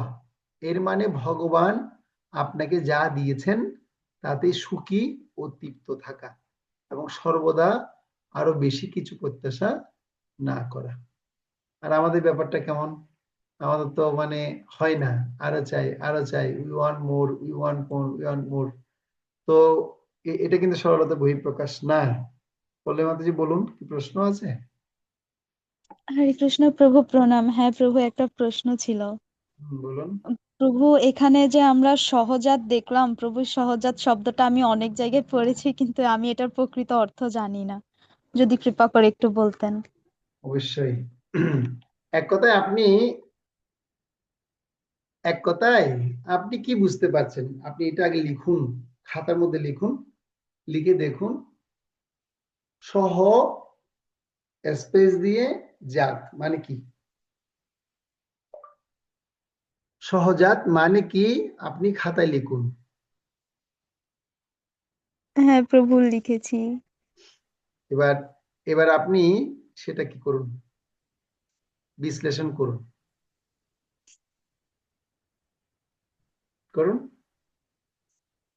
সহ মানে কি, জাত মানে কি? এক কথা হচ্ছে সহজাত শব্দের অর্থ হচ্ছে কি, জন্মগত স্বাভাবিকভাবে সঙ্গ নিয়ে জন্মানো, বা অভ্যন্তরীণ ভাবে কি বলা হয়, অভ্যন্তরীণ ভাবে এটা আপনার মধ্যে রয়েছে বা বিদ্যমান। বুঝতে পারলেন? মানে যেটা জন্মগত, হ্যাঁ জন্মগত স্বাভাবিকভাবে আপনি এটাকে কি করেছেন, নিয়ে কি করেছেন, জন্মগ্রহণ করেছেন, বা অভ্যন্তরীণ ভাবে সেটা আপনার বিদ্যমান। মানে এটা কপটতা নয় আর কি, এটা একদম নিজের থেকেই আপনার হৃদয়ের মধ্যে আছে যে জিনিসটা। ওকে। আর যদি সহজভাবে যদি বলা হয়, এটা মানে আপনার দেখুন গুণ, বৈশিষ্ট্য বা প্রবৃত্তি বা কোনো মানে আমরা এই যে জগতে যে জন্মগ্রহণ করি, হুম, মানে এটা জন্ম থেকেই মানে আপনার এই স্বভাবটা আছে, একে বলা হয় স্বভাবজাত বা সহজাত, ঠিক আছে? মানে এটা জন্মগতভাবে আপনার মধ্যে কি আছে, বিদ্যমান আছে, মানে এটা আপনাকে শিখিয়ে গড়তে হয়, বুঝতে পারলেন? এটা একটা বিষয়। সেজন্য সরলতা মানে সহজাত ও বিনীত হওয়া, মানে আপনার হৃদয় থেকে কল্পনা করতে হবে আমি জীব নিত্য কৃষ্ণ নিত্য দাস, এটা হচ্ছে ভগবানের সাথে আমার একটা সম্পর্ক। এই সম্পর্কটা যদি আমি বুঝতে পারি, এটা হচ্ছে এটা আমার নিত্য সম্পর্ক বা নিত্য সহজাত ধর্ম। তো এটার জন্য আমার কি করতে হবে, এটা বিনীতভাবে সেটা স্বীকার করে নিতে হবে। হ্যাঁ, তো এটা যদি আমরা মেনে নিতে পারি, তাহলে আমরা এই জগতে কোনো কিছুর প্রতি আর আমরা কি হবো না, লালায়িত হবো না, সবকিছু যেটাই পাবো সেটাতে সন্তুষ্টি থাকবে। হ্যাঁ, যেটা আমাকে যাই খেতে দিবে তাই নিয়ে আমি খেয়ে সন্তুষ্ট থাকতে পারবো, ডিমান্ড কিছু থাকবে না অনেক বেশি। আমাদের ডিমান্ড কেন হয়, ডিমান্ড হয়ে হচ্ছে কেন, ডিমান্ডটা হয় যে আমরা নিজেদেরকে মানে যে স্বভাবটা আছে সে স্বভাব থেকে ভুলে গেছি, এটা সমস্যা। যেমন আমি যদি আপনাকে বলি সহজাত, যদি কয়েকটা উদাহরণ যদি বলি, যেমন শিশু যখন কাঁদে, এই কান্নাটা হচ্ছে ও সহজাত, তাই না? শিশুর কান্নাটা হচ্ছে সহজাত। বা মানুষের ক্ষুধা লাগা, তৃষ্ণা পাওয়া, হুম, তো এগুলো হচ্ছে কি, এগুলো হচ্ছে মানে মানুষের স্বাভাবিক সহজাত স্বভাব বা প্রবৃত্তি। আশা করি বুঝতে পেরেছেন মাতাজি। অনেক ধন্যবাদ প্রভু এত সুন্দর করে আমাকে বুঝিয়ে দেওয়ার জন্য। তারপর দেখুন এখানে এর মানে ভগবান আপনাকে যা দিয়েছেন তাতে সুখী ও তৃপ্ত থাকা এবং সর্বদা আরো বেশি কিছু প্রত্যাশা না করা, তাহলে এটাকেই সরলতা বলে বর্ণনা করা হচ্ছে। তো আমরা এখন আমাদের দৈনন্দিন জীবনে সরলতার বহিঃপ্রকাশগুলো দেখব। আমাদের দৈনন্দিন জীবনে কিভাবে আমরা সরল হতে পারি, কিভাবে সরল হওয়া যায়, তো সেই সরলতা সম্পর্কে নিম্নোক্ত কিছু আমরা প্রসেস আমরা এখন দেখব। তো দেখুন আমরা যখন আহার করি, আহারটাও কিন্তু সরল হওয়া দরকার। সরল আহার আমরা করি সবাই, যারা এখানে ভক্তরা সবাই যারা ক্লাস করছে, আমরা আমাদের আহারের মধ্যে কি থাকে, সরলতা আছে। কিছু উগ্র খাবার থাকে, কিছু কিছু রাজসিক খাবার থাকে, কিছু সরল খাবার থাকে বা সাত্বিক খাবার থাকে। তো আমাদের সবসময় সাত্বিক আহারই করা উচিত। তো অনেক সময় ভগবানের সামনে প্রার্থনা করার ক্ষেত্রে আমাদের কিছু সরলতার বাইরে প্রার্থনা চলে আসে, উগ্র স্বভাব প্রার্থনা চলে আসে, ডিমান্ড চলে, কিন্তু ভগবানের কাছে এমন ভাবে নিজের হৃদয়কে তার কাছে দান করা উচিত, ভগবানের কাছে দান করা উচিত, যেন তিনি ভগবানও যেন সরলভাবে সেটা গ্রহণ করতে পারেন। সেটা নিষ্কপট মতি বৈষ্ণবের প্রতি, মানে আমাদের সবসময় নিষ্কপট মতি যদি হতে পারি, তাহলে ভগবান সন্তুষ্ট হবেন, ভক্তও সন্তুষ্ট হবেন, এটা স্বাভাবিক, তাই না? তারপর আমরা খেলাধুলা করি, ওখানেও মানে আমাদের সহজাত মানে কি থাকে, ওখানেও সরল হওয়া খুব উচিত। তারপর আমরা স্বাভাবিক বস্ত্র পরার ক্ষেত্রে সরল বস্ত্র পরা উচিত।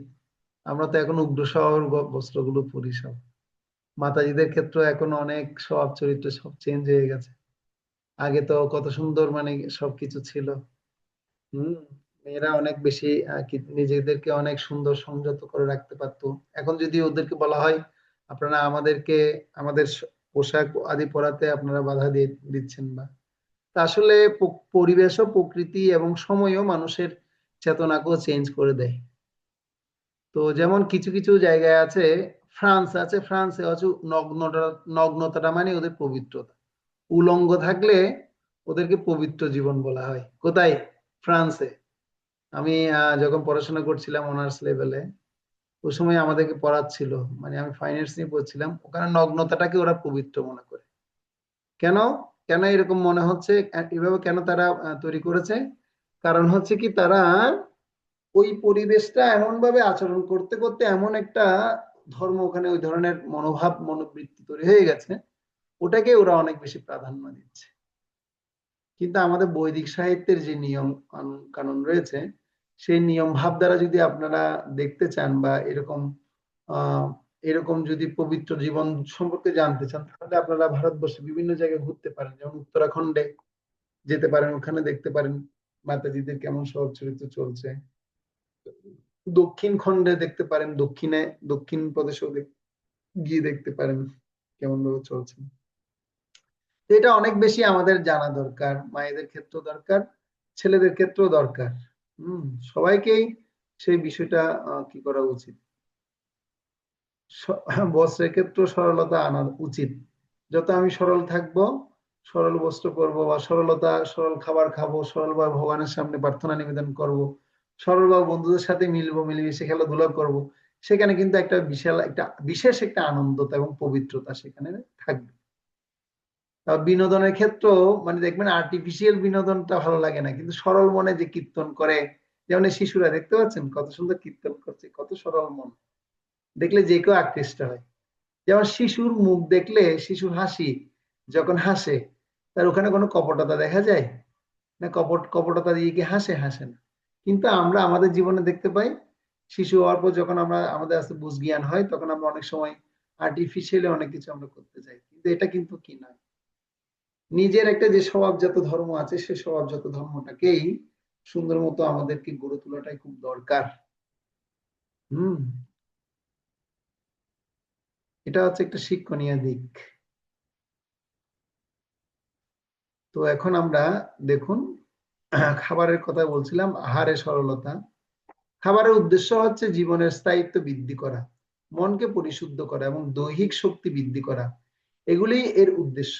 অতীতে মহান ব্যক্তিগণ যেসব খাবার গ্রহণ করতেন, সেগুলি স্বাস্থ্য, জীবনের স্থায়িত্ব বৃদ্ধির জন্য সর্বোত্তম সহায়ক। যেমন দুগ্ধজাত দ্রব্যসমূহ চিনি, ধান, গম, ফলমূল এবং শাকসবজি, এইসব খাবার প্রকৃতিগতভাবেই শুদ্ধ। দুধ, মাখন, পনির অনুরূপ দ্রব্যাদি পর্যাপ্ত পরিমাণে আমিষ ও স্নেহ পদার্থ প্রদান করে, যার ফলে নিষ্পাপ প্রাণীদের হত্যা করার প্রয়োজন হয় না। শিম, ডাল, গম প্রভৃতিতে পর্যাপ্ত আমিষ রয়েছে, সেগুলো সাত্ত্বিক খাবার। এগুলো জীবনের স্থায়িত্ব বৃদ্ধি করে, সত্তাকে শুদ্ধ করে এবং শক্তি, সুস্বাস্থ্য, সুখ ও সন্তোষ দান করে। অতি তিক্ত, লবণাক্ত, উষ্ণ, ঝাল, মশলাদার খাবার হচ্ছে রাজসিক। এগুলি ক্লেশ, যন্ত্রণা ও ব্যাধির কারণ। বহু পূর্বে প্রস্তুতকৃত বাসি, পচা, নিরস, স্বাদহীন খাবার হচ্ছে তামসিক খাবার। তাহলে আমরা আহারের ক্ষেত্রে কি কি সরল খাবার হবে সেটা আমরা জেনে গেলাম। বলছে রান্না করার 3 ঘন্টা পরে সেই খাবারটা কি হয়ে যায়? এটা রাজসিক হয়ে যায়। কেন বলুন তো? তখন সেখানে সেই গরম গরম তার খাবার তো থাকে না। আর যদি অতিরিক্ত মশলা জাতীয় খাবারও কিন্তু রাজসিক খাবার বলে বর্ণনা করা হচ্ছে। আমরা যারা ভক্তরা প্রসাদ পাই, আমাদের ক্ষেত্রেও মানে অনেক সময় দেখা যায় যে খুব মানে স্পাইসি খাবার দাবার হয়। যেমন আজকে দুপুরে আমরা অনেক স্পাইসি খাবার দাবার করেছি। তো এগুলো খেলেও কিন্তু আমাদের পেটের মধ্যে পীড়া দেখা দেয়। কেন পীড়া দেখা দেয়? তো এখানের মধ্যেও সেই মশলা বা সেই তৈলাক্ত বস্তুটা আপনাকে শ্লেষ্মা এবং কফ উৎপন্ন করবে। প্রভুপাদ ভগবদ গীতা 10ম অধ্যায় 17 নম্বর শ্লোকে সেই কথা বলেছেন। তো প্রভুপাদ বলছেন হচ্ছে কি যে যদি কেউ এরকম তৈলাক্ত এবং মশলাযুক্ত খাবার যদি অতিরিক্ত খায়, তাহলে তার কফ এবং শ্লেষ্মা অটোমেটিকলি গলা দিয়ে বের হবে। তার মানে এটা রোগের লক্ষণ। কিন্তু দেখবেন বয়েল খাবেন বা সিদ্ধ খাবেন, আপনার শরীর কিন্তু মানে খুব ভালো থাকবে। কিন্তু আমরা খেতে পারি না। তবে প্রসাদের ক্ষেত্রে সেটা ভিন্ন। একজন লিখেছে 3 ঘন্টা পর থেকে ছত্রাক বাসা বাঁধে। ছত্রাক বাসা বাঁধে তাই না, শাস্ত্রে বর্ণনা করা হচ্ছে এটা মানে বাসি হয়ে যায় এবং সেটা অগ্রহণযোগ্য বলে বর্ণনা করা হচ্ছে। কিন্তু প্রসাদ যদি হয়, সেটা বাসি হলেও খেতে হবে। প্রসাদটা যদি বাসি হলেও খেতে হবে। প্রসাদ কখনো কি হয় না, বাসি হয় না। প্রসাদ জ্ঞান যদি যাদের থাকবে, সেটা একটু আমাদের খেয়াল রাখতে হবে।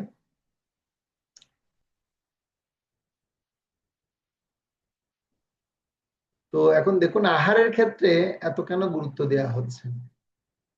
তো এখানে একটা বিষয় রয়েছে, এটা একটু আমরা পড়লে ভালো হবে।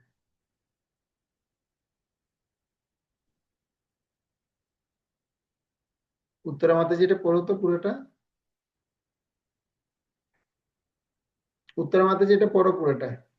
যে খাবার প্রেম ভক্তি সহকারে শ্রীকৃষ্ণে নিবেদন করা হয়েছে সেটি সর্বোত্তম। ভগবদ্গীতায় ভগবান কৃষ্ণ বলেন, পত্রং পুষ্পং ফলং তোং যো মে ভক্ত প্রযচ্ছতি তদহং ভুক্ত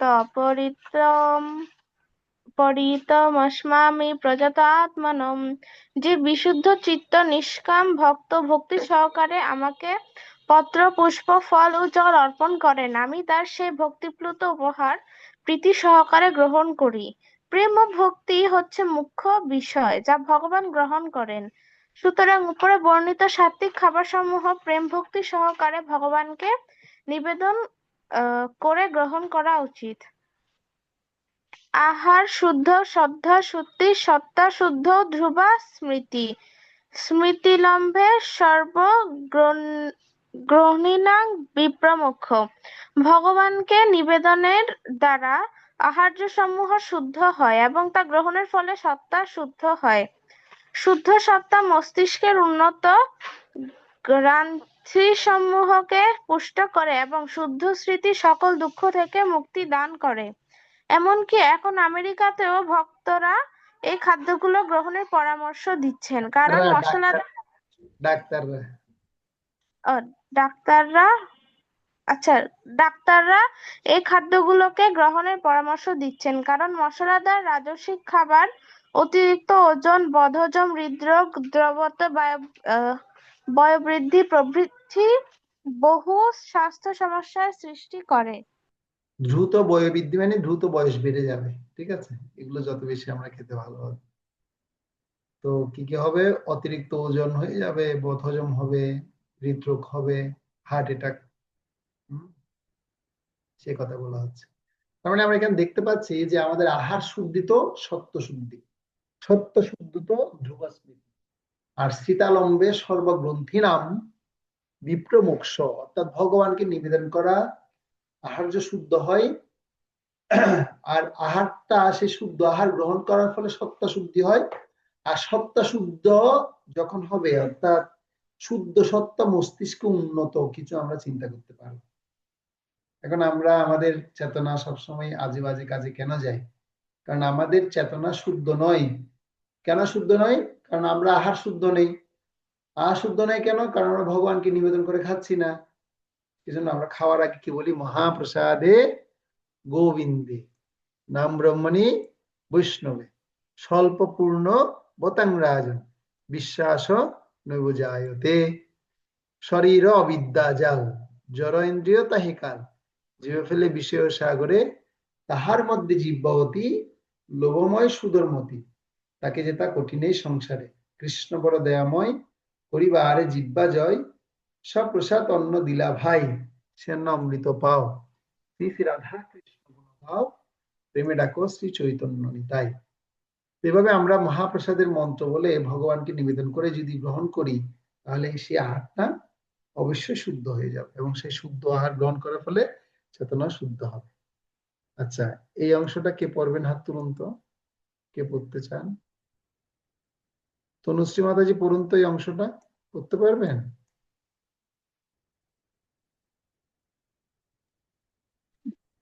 হ্যাঁ প্রভু। পড়ুন। বস্ত্রের সরলতা, সরল কিন্তু পরিষ্কার বস্ত্র জমকালো পোশাকের চেয়ে ভালো। অবশ্য সরল বস্ত্র মানে অগোছালো নোংরা ছেঁড়া পোশাক নয়। সর্বদা ধোয়া পরিষ্কার পরিচ্ছন্ন বস্ত্র পরিধান করা উচিত। দামি বস্ত্র ক্রয় হচ্ছে অর্থের অপচয়, কারণ আরো ভালো কোনো উদ্দেশ্য তা ব্যয় করা যেতে পারে। জমকালো ব্যয়বহুল পোশাক পরিধান করলে তা পরিষ্কার রাখার উদ্বেগে সব সময় অতিবাহিত হয়ে যায়।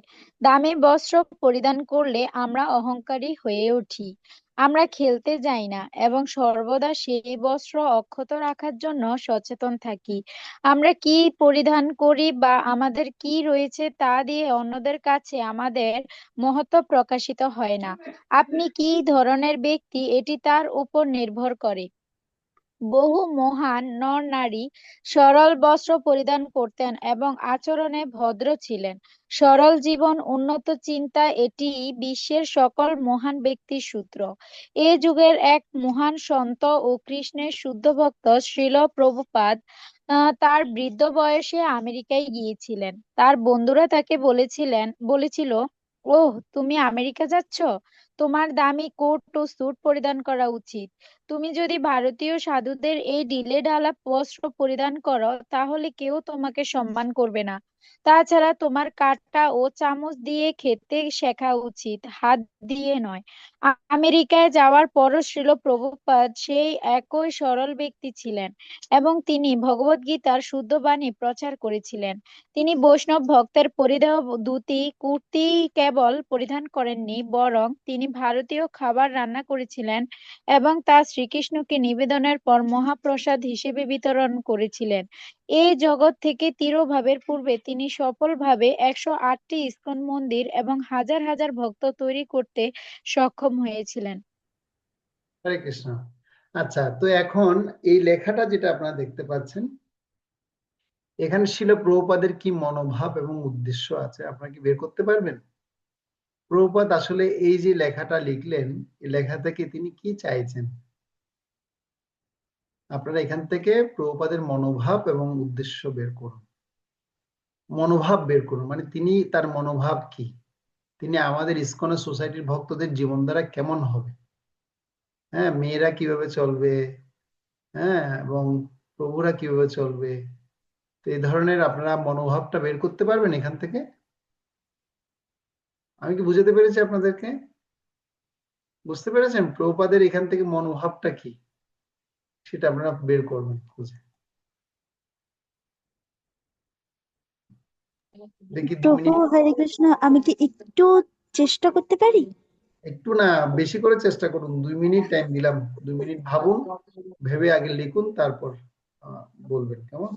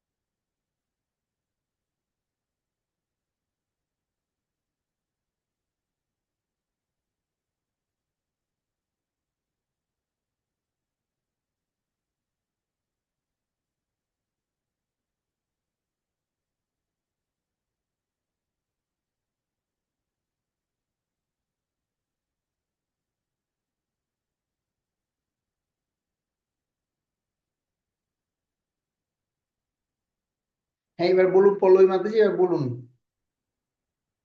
হরে হরে কৃষ্ণ প্রভু, প্রণাম। প্রভু, এখানে ছিল প্রভুপাদ ভারতীয় যে সংস্কার আছে প্রভু, এটা উল্লেখ করেছেন। আর প্রভু আমাদের ভারতীয় সংস্কার বা ইসকনের যে বস্ত্রের পরিশুদ্ধতা তিনি বলেছেন এখানে। প্রভুদের ধুতি এবং কুর্তি আর মাতাজিদের যে শাড়ি ওটার কথা বলেছিলেন।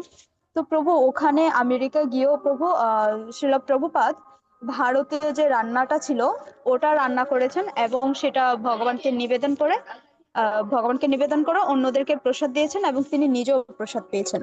তারপর প্রভু ইনি এই সুতা নিয়ে সেখানে তিনি 108টি ইসকন মন্দির প্রতিষ্ঠা করেছেন, যেখানে ওনার যে শুদ্ধাচার এটার মাধ্যমে প্রভু অনেকজন এই ভক্তি জীবনে এসেছে, অনেক ভক্ত হয়েছে প্রভু।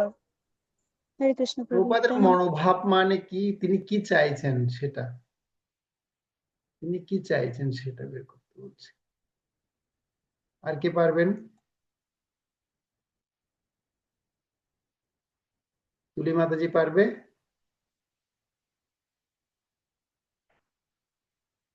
তুলি মাতাজি, নেটওয়ার্ক ডিস্টার্ব করছে?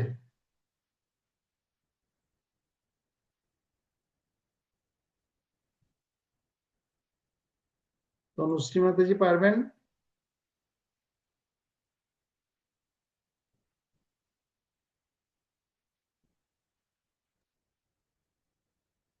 হরে কৃষ্ণ প্রভু, প্রণাম। হুম। শিল প্রভুপাদের মনোভাব আসলে প্রভু বস্ত্রে অতটা মানে সরলতা থাকবে আর কি, কোট সুট দিয়ে কি, কিন্তু ভক্তিটা যত উন্নত করা যায় আর কি। ওটা না, এখানটায় কি বলছে প্রভুপাদের মনোভাব, প্রথম মনোভাব হচ্ছে দেখুন, সরল কিন্তু পরিষ্কার বস্ত্র জমকালো পোশাকের চেয়ে ভালো। সরল বস্ত্র মানে আগোছালো নোংরা ছেঁড়া পোশাক নয়, সর্বদা ধোয়া পরিষ্কার পরিচ্ছন্ন বস্ত্র পরিধান করা। মনোভাব মানে কি, প্রভুপাদ চাইছেন সমস্ত ভক্তদের কি করতে হবে, পরিষ্কার পরিচ্ছন্ন কাপড় পরতে হবে। ঠিক আছে, বস্ত্রের শুদ্ধতা, এবং একজন লিখেছে বস্ত্রের শুদ্ধতা, সরল বস্ত্র ভক্তি জীবনে আমাদের শুদ্ধতা কতটা দরকার, এখানে প্রভুপাদ তা বুঝাতে চেয়েছেন। গুড, এখন ভালো হয়েছে। তো সেজন্য এই পরিষ্কার পরিচ্ছন্ন বস্ত্র আমাদের পরতে হবে, এটা প্রভুপাদের মনোভাব। তো অনেক সময় হয় কি, আমরা দামি বস্ত্র কেনার জন্য অনেক বেশি বায়না ধরি, তা নয়, কিন্তু দামি বস্ত্র প্রয়োগ করা হচ্ছে অর্থের অপচয়, কারণ আরো ভালো কোনো উদ্দেশ্যে তা ব্যয় করা যেতে পারে। তার চেয়ে বরং জমকালো ব্যয়বহুল পোশাক পরিধান না করে পরিষ্কার পরিচ্ছন্ন যাই পড়ছি সেটা যদি পরিষ্কার পরিচ্ছন্ন ভাবে যদি সরল ভাবে পড়ি, সেটা অনেক বেশি ভালো। প্রভুপাদ এটা চেয়েছেন। সেজন্য যারা নারীরা যারা আছে, নারীদের ক্ষেত্রে পোশাকের ধারণ কেমন হবে এবং প্রভুদের ক্ষেত্রে পোশাকের ধারণ কেমন হবে, সেটা গুরুত্ব এখানে প্রভুপাদ উল্লেখ করেছেন। ঠিক আছে, তাহলে এবার আমরা একটু পড়ি। ব্যয়বহুল বিনোদন সর্বদাই ভালো নয়। যেমন কোন সিনেমা থিয়েটার সন্তানের জন্য ভালো স্থান নয়, এটি অন্ধকার এবং আবদ্ধ স্থান। ভিড়, সিগারেটের ধোঁয়া এবং শোরগোলে পূর্ণ, যেগুলো স্বাস্থ্যের জন্য ক্ষতিকর। এছাড়া এটি সৃজনশীলতা কমিয়ে দেয়। সর্বশ্রেষ্ঠ বিনোদন হলো কাবাডি এবং সাঁতার প্রভৃতি খেলা এবং বাগান করা। পরিষ্কার বায়ু এবং মুক্ত স্থান কোনো ব্যয় সাপেক্ষ নয়, কিন্তু স্বাস্থ্যের জন্য অনেক ভালো।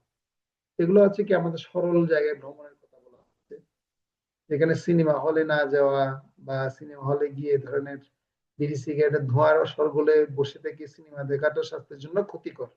এই জন্য কি করতে হবে, আমাদেরকে একটা সুন্দর সৃজনশীলতা দিক বেছে নিতে হবে, যেখানে আমাদের এই ধরনের কাবাডি খেলা বা সাঁতার করার ধরনের বিষয়গুলো শেখা এবং বিভিন্ন এই ধরনের প্রবৃত্তি খেলাধুলা করা, যারা খেলাধুলা করতে চায়, গার্ডেনিং করা। তাহলে হবে কি, সবুজের সাথে যখন থাকবে তখন তার মনটাও সজীবতায় ভরে যাবে, এটা একদম নিয়ম। তো এখানে কি বলছে আমরা একটু পড়ি। শান্তা মাতাজি, আপনি আছেন ক্লাসে? শান্তা মাতাজি, শান্তা। হরে কৃষ্ণ প্রভু। ও, এতক্ষণ ধরে ডাকতে হচ্ছে। এটা পড়ুন, এটা পড়ুন, কি লেখা আছে পড়ুন।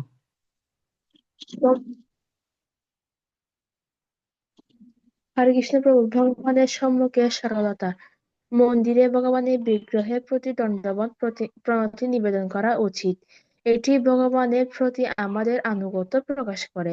এমনকি রাজা হলেও পালঙ্কে চড়ে মন্দিরে প্রবেশ করা উচিত নয়। নিজেকে ভগবানের বিনীত সেবক হিসেবে উপস্থাপন করা উচিত। খালি পায়ে বিগ্রহের সম্মুখে আসা উচিত। মন্দিরে ভ্রমণার্থীদের মনোযোগ আকর্ষণের জন্য দামি জমকালো বস্ত্র ও কৃত্রিম সজ্জায় ভূষিত হয়ে ভগবানের সম্মুখে আসা উচিত নয়। এইরূপ ব্যক্তিরা ভগবানের দর্শন লাভের পরবর্তী ভ্রমণার্থীদের দর্শন দিতে আসে। ভগবানের সম্মুখে নিজে প্রশংসা করা উচিত নয়, বরং পূর্ণ হৃদয়ে ভগবানের মহিমা কীর্তন করা উচিত। হরে কৃষ্ণ প্রভু। এগুলো হচ্ছে বৈষ্ণব সদাচার। তো মন্দিরে ভগবানের বিগ্রহের প্রতি দণ্ডবত প্রণাম নিবেদন করা উচিত। যারা প্রভুরা আছে তারা দণ্ডবত প্রণাম করবে, আর মায়েরা যারা আছে, মাতাজিরা, তারা পঞ্চাঙ্গ প্রণাম করবে। তো এটি ভগবানের প্রতি আনুগত্যের প্রকাশ করে। এমনকি রাজা হলো, রাজার কখনো পালঙ্কে চড়ে বা পালকিতে চড়ে মন্দিরে প্রবেশ করা উচিত নয়, কেননা নিজেকে ভগবানের বিনীত সেবক হিসেবে উপস্থাপন করতে পারলে ভগবান অত্যন্ত সন্তুষ্ট হবে। খালি পায়ে বিগ্রহের সম্মুখে আসা উচিত। মন্দিরের ভ্রমণার্থীদের মনোযোগ আকর্ষণের জন্য দামি জমকালো বস্ত্র ও কৃত্রিম সজ্জায় ভূষিত হয়ে ভগবানের সম্মুখে আসা উচিত নয়। অনেক সময় আমরা খুব বেশি এরকম গর্জিয়াস ভাবে যাই, তখন সাধারণ মানুষরা ভগবানকে দেখার পরিবর্তে আমাদের খুব বেশি দেখতে থাকে। আমি কি গহনা পরেছি, কত মোটা পরেছি, কত চিকন পরেছি, কি দামি শাড়ি পরেছি, কারণ স্বাভাবিকভাবে জড়জাগতিক মানুষের তো চিন্তা ভাবনা তাই। আমি হয়তো ভগবানের সন্তুষ্টির জন্য পরে এসেছি, কিন্তু জাগতিক মানুষরা তারা মানে আমাকে দেখে তারা আকৃষ্ট হবে। হ্যাঁ, তখন জমকালো বস্ত্র এবং কৃত্রিম সজ্জায় ভূষিত হয়ে ভগবানের সম্মুখে আসা উচিত নয়, কারণ এরূপ ব্যক্তিরা ভগবানের দর্শন লাভের পরিবর্তে ওই ভ্রমণার্থীদেরই দর্শন দিতে আসে। হ্যাঁ, সেজন্য ভগবানের সম্মুখে নিজের প্রশংসা কখন করা উচিত নয়, বরং পুণ্যরে দিয়ে ভগবানের মহিমা কীর্তন করা উচিত। হরে কৃষ্ণ কৃষ্ণ কৃষ্ণ হরে হরে, হরে রাম রাম হরে হরে। তাহলে আমরা বুঝতে পারছি যে আমাদের যা করণীয় অকরণীয় এই বিষয়গুলো আমাদের ধ্যান রাখতে হবে। তো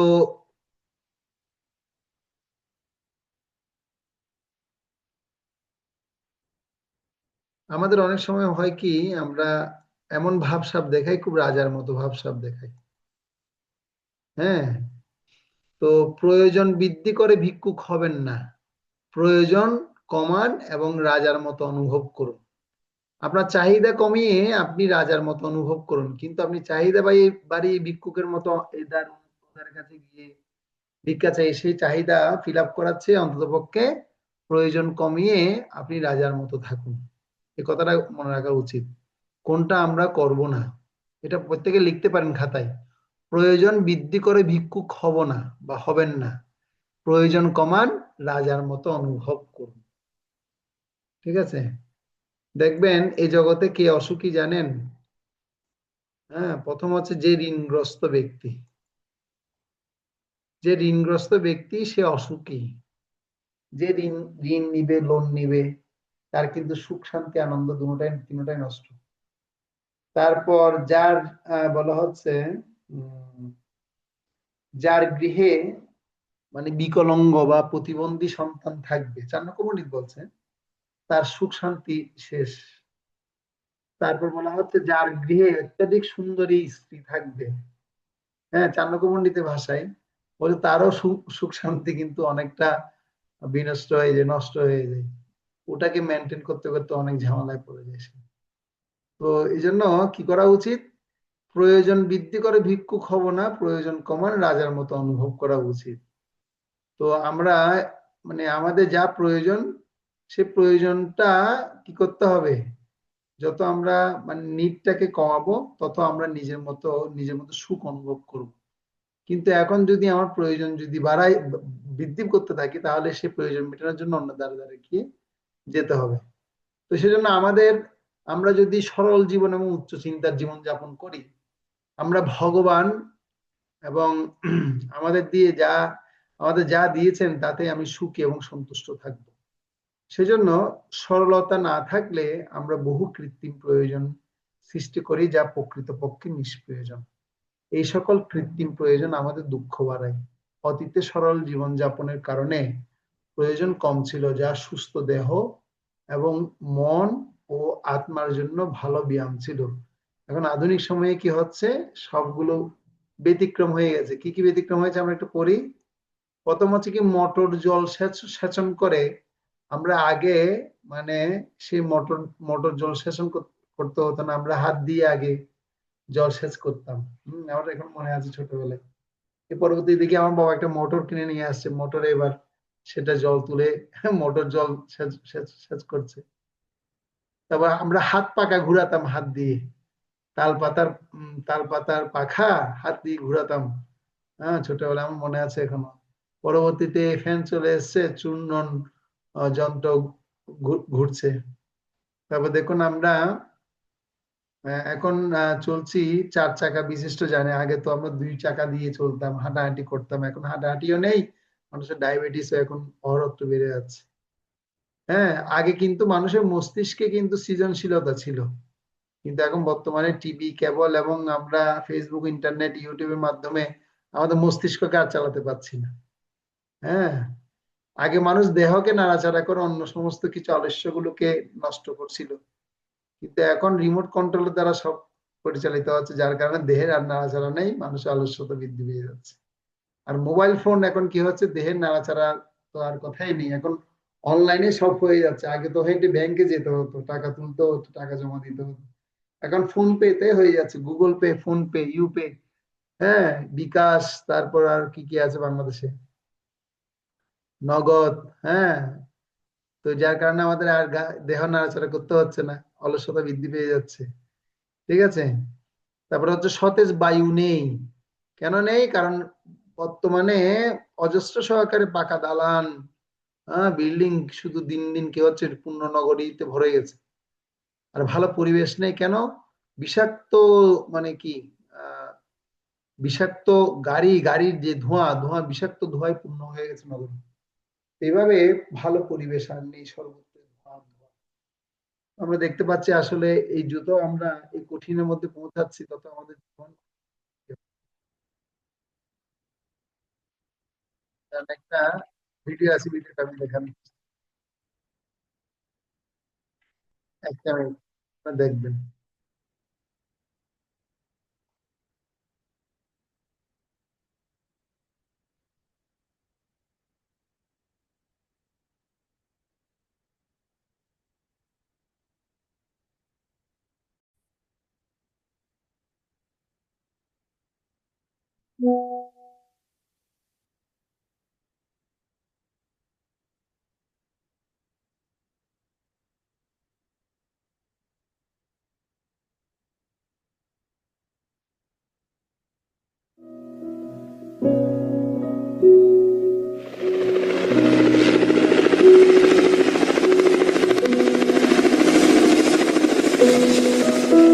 काश काश मैं एक हेलीकॉप्टर खरीद सकता।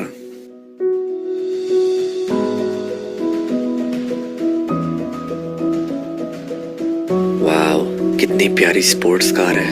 काश ये गाड़ी में अफोर्ड कर सकता।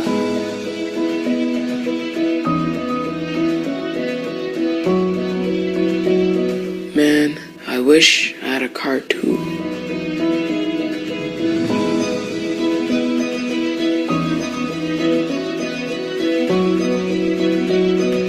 यार, काश मैं एक साइकिल खरीद सकता।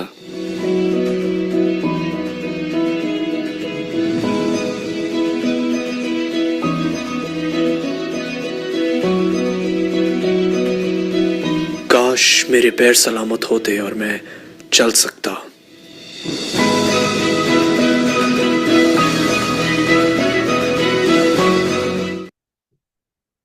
আবার দেখুন, আমি এটা আবার দেখাতে চাই, এটা অনেক শিক্ষণীয় একটা গল্প।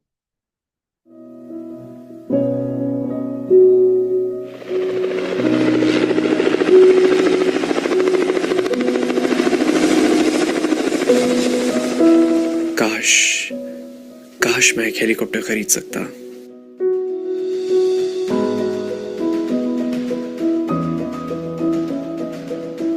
वाओ, कितनी प्यारी स्पोर्ट्स कार है। काश ये गाड़ी में अफोर्ड कर सकता।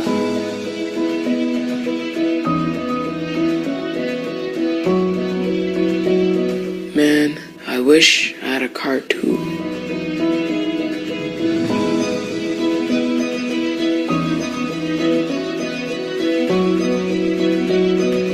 यार, काश मैं एक साइकिल खरीद सकता।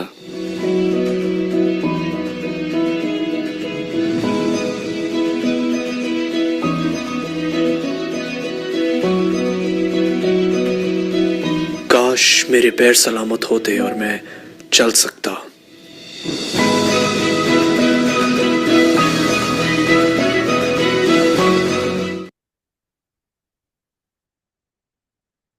এই ভিডিও দ্বারা আপনারা কি বুঝতে পারলেন বলুন? কে কি বুঝতে পারলেন বলুন?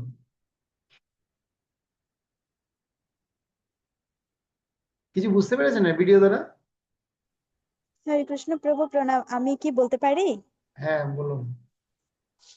তো প্রভু, এই ভিডিও থেকে আমি এটা বুঝতে পারলাম যে একজন লোকের একটা কার আছে। সেই ব্যক্তিটা সে নিজেরটা থেকে বেশি ভাবছে যে ইস, আমার যদি একটা প্লেন থাকতো বা একটা হেলিকপ্টার থাকতো। তো যে যে ব্যক্তিটার কার ছিল, তো সে ব্যক্তিটাকে একজন সাইকেল বলছে আমার সাইকেলটা না থেকে যদি একটা কার থাকতো তাহলে আরো ভালো হতো। না না, এখানটা তারপরে এখানটা অন্যজন একটা একটা মিস, ব্যক্তি হরে সেই কৃষ্ণ, সাইকেলওয়ালাকে দেখে, এখানে একটু মিস হয়েছে তো। প্রভু যে ব্যক্তির একটা ভালো রেড কার্ড দেখেছে, আরেক ব্যক্তির সে কার্ডটা দেখে বলছে এরকম একটা আমার রেড কার্ড থাকতো। এরপরে বলুন। হ্যাঁ, এরপর বলুন।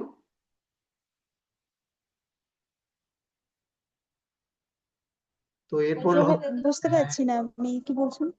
বলছি হেলিকপ্টার দেখেছে তো, এরপর ওই কারটা দেখার পরে, রেড কারটা দেখার পরে আরেক ভদ্রলোক তো 4 চাকা চালাচ্ছে, ওটা নর্মাল কার ছিল। বলছি সে এরকম যদি আমি একটা রেড কার পেতাম, তারপর তারপরেরটা ও বলুন। হ্যাঁ প্রভু, হ্যাঁ, তার হ্যাঁ যে ব্যক্তিটা রেড কার চালাচ্ছিল, তো সে ব্যক্তিটাকে দেখে আরেকজন লোক যিনি একটা সাধারণ কার চালাচ্ছিল, তো সে ভাবছে যে আমার যদি একটা রেড কার থাকতো, তো যিনি একদম সাধারণ একটা কার চালাচ্ছিল, তো সেই লোকটাকে দেখে আবার একজন সাইকেল চালাচ্ছিল, সে ভাবছে আমার সাইকেলটা না থেকে যদি আমার একটা কার থাকতো তাহলে ভালো হতো। আবার আরেকজন লোক যে হেঁটে হেঁটে যাচ্ছে, সে ভাবছে আমার যদি একটা সাইকেল থাকতো তাহলে ভালো হতো। সে হেঁটে যাওয়া লোকটাকে দেখে আরেকজন ভাবছে আমার তো পা নেই, আমি কিভাবে হাঁটবো, এখন আমার যদি দুটো পা থাকতো তাহলে ভালো হতো, বা আমি যদি নিজে চলতে পারতাম। সেটাই। পুরো তো সবাই এখন এখানে নিজের প্রয়োজনের থেকে একটু বেশি আশা করছে। তো আসলে ব্যাপারটা হচ্ছে কি, আমরা কিন্তু সবাই সুখী হতে চাই, মানে আমাদের ডিমান্ডটা কেমন সেটা অনুসারে, তাই না? কিন্তু আমাদের বুঝতে হবে আমাদের প্রকৃত ডিমান্ড কি সেটা আমাদের জানতে হবে, তাহলে আমরা এখান থেকে কি শিক্ষা লাভ করতে পাই আমরা দেখি। তাহলে কোনো বলা হচ্ছে, দেখুন, আপনার যা রয়েছে তাই নিয়ে সন্তুষ্ট থাকাটাই হচ্ছে সরলতা। আপনার কাছে যেটা আছে সেটা নিয়ে যদি থাকতে পারেন তাহলে সেটা হচ্ছে সরলতা। এই নেই মানে আমার কাছে নেই মানে সেটা আহামরি ভাবে আমি গেইন করতে চাই, তাহলে না, এটা সরলতা না। তা বলা হচ্ছে কোন অসন্তুষ্ট ব্যক্তিকে সমগ্র জগৎ প্রদান করলেও সে সন্তুষ্ট হতে পারে না, ভগবান তার জন্য আরো কিছু বাকি রাখেন। যার সাইকেল আছে সে মোটর সাইকেল চাই, যার মোটর সাইকেল আছে সে মোটর কার চাই, যার মোটর কার আছে সে আরো দামি মোটর কার চাই, তো যার শ্রেষ্ঠ মোটর কার আছে সে উড়োজাহাজ চাই। উপরে বর্ণিত গল্পের মতো চাহিদা বা তথাকথিত প্রয়োজনের কোনো বিশেষ নেই। দুর্ভাগ্যবশত মানুষ কিছু কৃত্রিম বিলাসিতা অনুভব করে প্রয়োজনের নামে তা দাবি করে। সরলতা আপনার জীবন ধারণের প্রয়োজনের উপর সীমা আরোপ করে, আপনার বাকি সময় ও অর্থ ভগবানের সেবায় ব্যবহার করতে উৎসাহিত করে। বুঝে গেল? এটা হচ্ছে সরলতার একটা বহিঃপ্রকাশের কথা বলা হয়েছে। তো আরেকটা ভিডিও দেখাবো, একটি সরল বালকের সরলতা আমরা এখন দেখবো।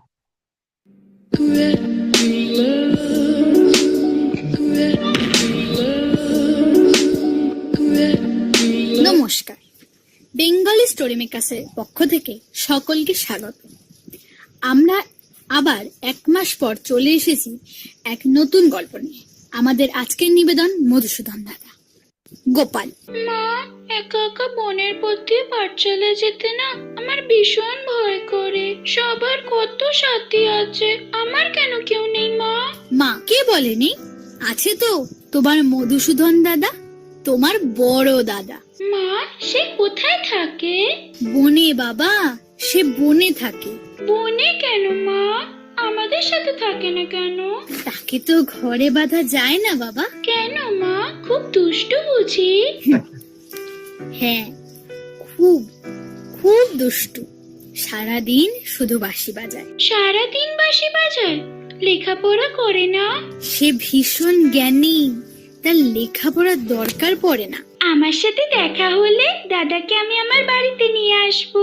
বলে দেখো তোমার কথা শোনে কিনা। যদি তোমার কথা শোনে তাহলে তো ভালোই। এখন পাঠশালায় যাও বাবা, দেরি হয়ে যাচ্ছে।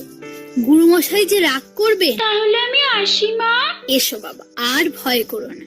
যখনই ভয় পাবে তখনই তুমি তোমার মধুসূদন দাদাকে ডাক। আমার মনে থাকবে মা। হে মধুসূদন, আমি তোমার ভরসায় আমার একমাত্র ছেলেকে পাঠালাম, তুমি ওকে আগলে রেখো। মধুসূদন দাদা, তুমি কোথায়? আমায় শুনতে পাচ্ছ? ও মধুসূদন দাদা, আমার যে খুব ভয় করছে। মা যে বলেছিল তোমাকে ডাকলেই তুমি আসবে, তুমি আসছো না কেন? মধুসূদন দাদা, ভয় নেই গোপাল, আমি তোমার সাথেই আছি। কোথায় কোথায়? আমি তো তোমায় দেখতে পারছি না।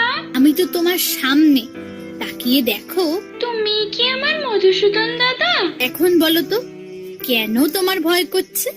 হ্যাঁ, এই জঙ্গলটা কেমন থমথমে, নির্ঝুম। ও, তোমার বুঝি নীরবতায় ভয়? না, এখন আর ভয় করছে না। আমি কি তোমার সাথে একটু খেলতে পারি? তুমি পাঠশালায় যাবে না গোপাল? গুরুমশাই যে তোমার অপেক্ষা করছে। এখন তো খেলার সময় নয়, যখন যে কাজ তখন সে কাজ করবে। খেলার সময় খেলা, আর পড়ার সময় পড়া। তুমি থাকবে তো মধুসূদন দাদা? থাকবো থাকবো, তোমার মধুসূদন দাদা। আমার পড়া শেষ হয়ে গেলে তুমি কি আমার সাথে খেলবে? খেলবো। এখন চলো, তোমার পাঠশালায় পৌঁছে। তুমি আমার হাতটা শক্ত করে ধরে রাখো। আমি যার হাত ধরি শক্ত করেই ধরি, ভয় নেই। আমি তোমার হাত ছাড়বো না যতক্ষণ না তুমি ছাড়বে। এখন চলো। মা, ও মা, শোনো না, জানো আজ মধুসূদন দাদার সাথে আমার দেখা হয়েছিল। মা, সত্যি তুমি ধন্য গোপাল, তুমি ধন্য। তুমি তুমি কাঁদছো কেন মা? আনন্দে বাবা, আনন্দে। যার মধুসূদন দাদা আছে তার আবার ভয় কি? আমি কাল দাদাকে আমাদের বাড়িতে আসতে বলবো। দেখো, তোমার দাদা তোমার কথা শোনে।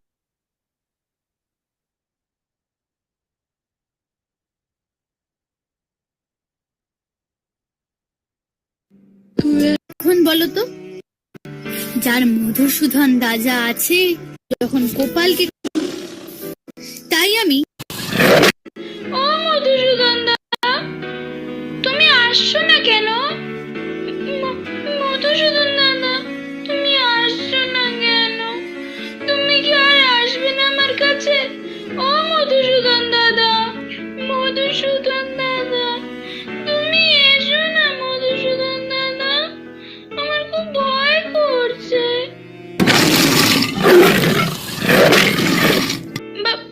বাঘ, আমাকে বাঁচাও মধুসূদন দাদা। বাঘ গোপালের দিকে এগিয়ে আসে। অপরদিকে ভাল্লুক এসে বলে, এই জায়গা আমার, তাই আমি ওকে আমিই খাবো। এই বলে ওদের দুজনের মধ্যে ঝামেলা হয়। বাঘ ও ভাল্লুক যখন গোপালকে খাবার জন্য এগিয়ে আসে, তখনই সেই জায়গায় মধুসূদন দাদা এসে উপস্থিত। তুমি এটা কেন করলে মধুসূদন দাদা? আমি থাকতে তোমার কিছুই হতো না, আমি তোমার সাথেই ছিলাম। আমি তোমায় আড়াল থেকে দেখছিলাম যে তুমি আমার উপর পূর্ণ বিশ্বাস রেখে আমাকে ডাকছো। আমাকেও তো দেখতে হবে যে কে আমাকে, সে কি সত্যি আমায় ভালোবাসে। আমি যাকে এতটা ভালোবাসি, ভালোবাসার পরীক্ষা গোপাল। আমি খুব দুষ্টু, আর কোনোদিন আমাকে পরীক্ষা করবে না। আর কোনোদিন আমি তোমার পরীক্ষা করব না। এখন চলো, পাঠশালায় দেরি হয়ে যাচ্ছে, তোমার পাঠশালায় পৌঁছিয়ে দিয়ে আসি। মধুসূদন দাদা, চলো না আমার সাথে পাঠশালায়। আমি তো রাখাল, আমার কাজ গরু চড়ানো, তোমার কাজ পড়াশোনা করা। যাও, ফেরার পথে দেখা হবে। গুরু মশাই, আজ এত দেরি হলো যে গোপাল? গুরু মশাই, আজ আমাকে পথে বাঘ আর ভাল্লুক তাড়া করেছিল। মধুসূদন দাদা এসে বাঘ আর ভাল্লুক তাড়িয়ে আমাকে নিয়ে পাঠশালায় পৌঁছে দিল। গোপাল, শিক্ষার অপর নাম হচ্ছে সত্য। তুমি অসত্য বলছো। এই জঙ্গলে বাঘ ভাল্লুক নেই। তুমি তোমার কল্পনায় আমায় গল্প বানিয়ে শোনালে। আর কোনোদিন এরকম মিথ্যে গল্প বানাবে না। যাও, বসো। শোনো বাবারা, কাল আমার পিতার বাৎসরিক কাজ। তোমাদের এই পিতৃ দায়ের থেকে আমাকে উদ্ধার করতে হবে বাবারা। মা, কাল গুরুমশাইয়ের বাবার বাৎসরিক কাজ। সবাই কিছু না কিছু দিচ্ছে, আমি কি দিই বলো তো? বাবা, আমি গরিব মানুষ, দিন আনি দিন খাই, ঘরে নুন আনতে পান্তা ফুরায়। বরং তুমি তোমার মধুসূদন দাদাকে বলবে, সে একটা নিশ্চয়ই কিছু করে দেবে। ঠিক বলেছো মা, দাদা কিছু না কিছু একটা করবে। দেখো না মধুসূদন দাদা, আজকে আমার গুরুমশাইয়ের বাবার বাৎসরিক, সবাই কিছু না কিছু দিচ্ছে। মাকে বললাম, মা বলল তোমার কাছে চাইতে, আর কাছে দেবার মতো নাকি কিচ্ছু নেই।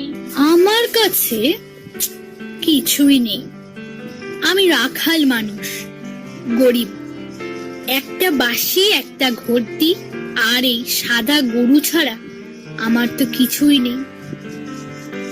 যাক, তুমি বরং একটা কাজ করবে, তুমি আমার এই সাদা গরুর দুধ 1 ঘটি নিয়ে যাও, গুরু মশাইকে কাজে লাগাতে বলবে। সহপাঠীরা গোপালের হাতে ছোট কলসি দেখে বড় হাসাহাসি করে, বলে, দেখ তো কত বড় ঘটিতে গোপাল দুধ এনেছে। এটা কি করে সম্ভব? গোপাল, এই দুধ তোমায় কে দিয়েছে? আমার মধুসূদন দাদা দিয়েছে। কোথায় থাকে তোর এই মধুসূদন দাদা? আমাকে নিয়ে যাবি? হ্যাঁ গুরুদেব, নিশ্চয়ই, চলুন। এই যে এখানে গাছের গুড়িতে বসে আমি আর আমার মধুসূদন দাদা বসে গল্প করি। ডাকতে তোর মধুসূদন দাদাকে। মধুসূদন দাদা, ও মধুসূদন দাদা, তুমি একবার এসো না, আমার গুরুদেব তোমার সাথে দেখা করতে চাইছে। ও মধুসূদন দাদা।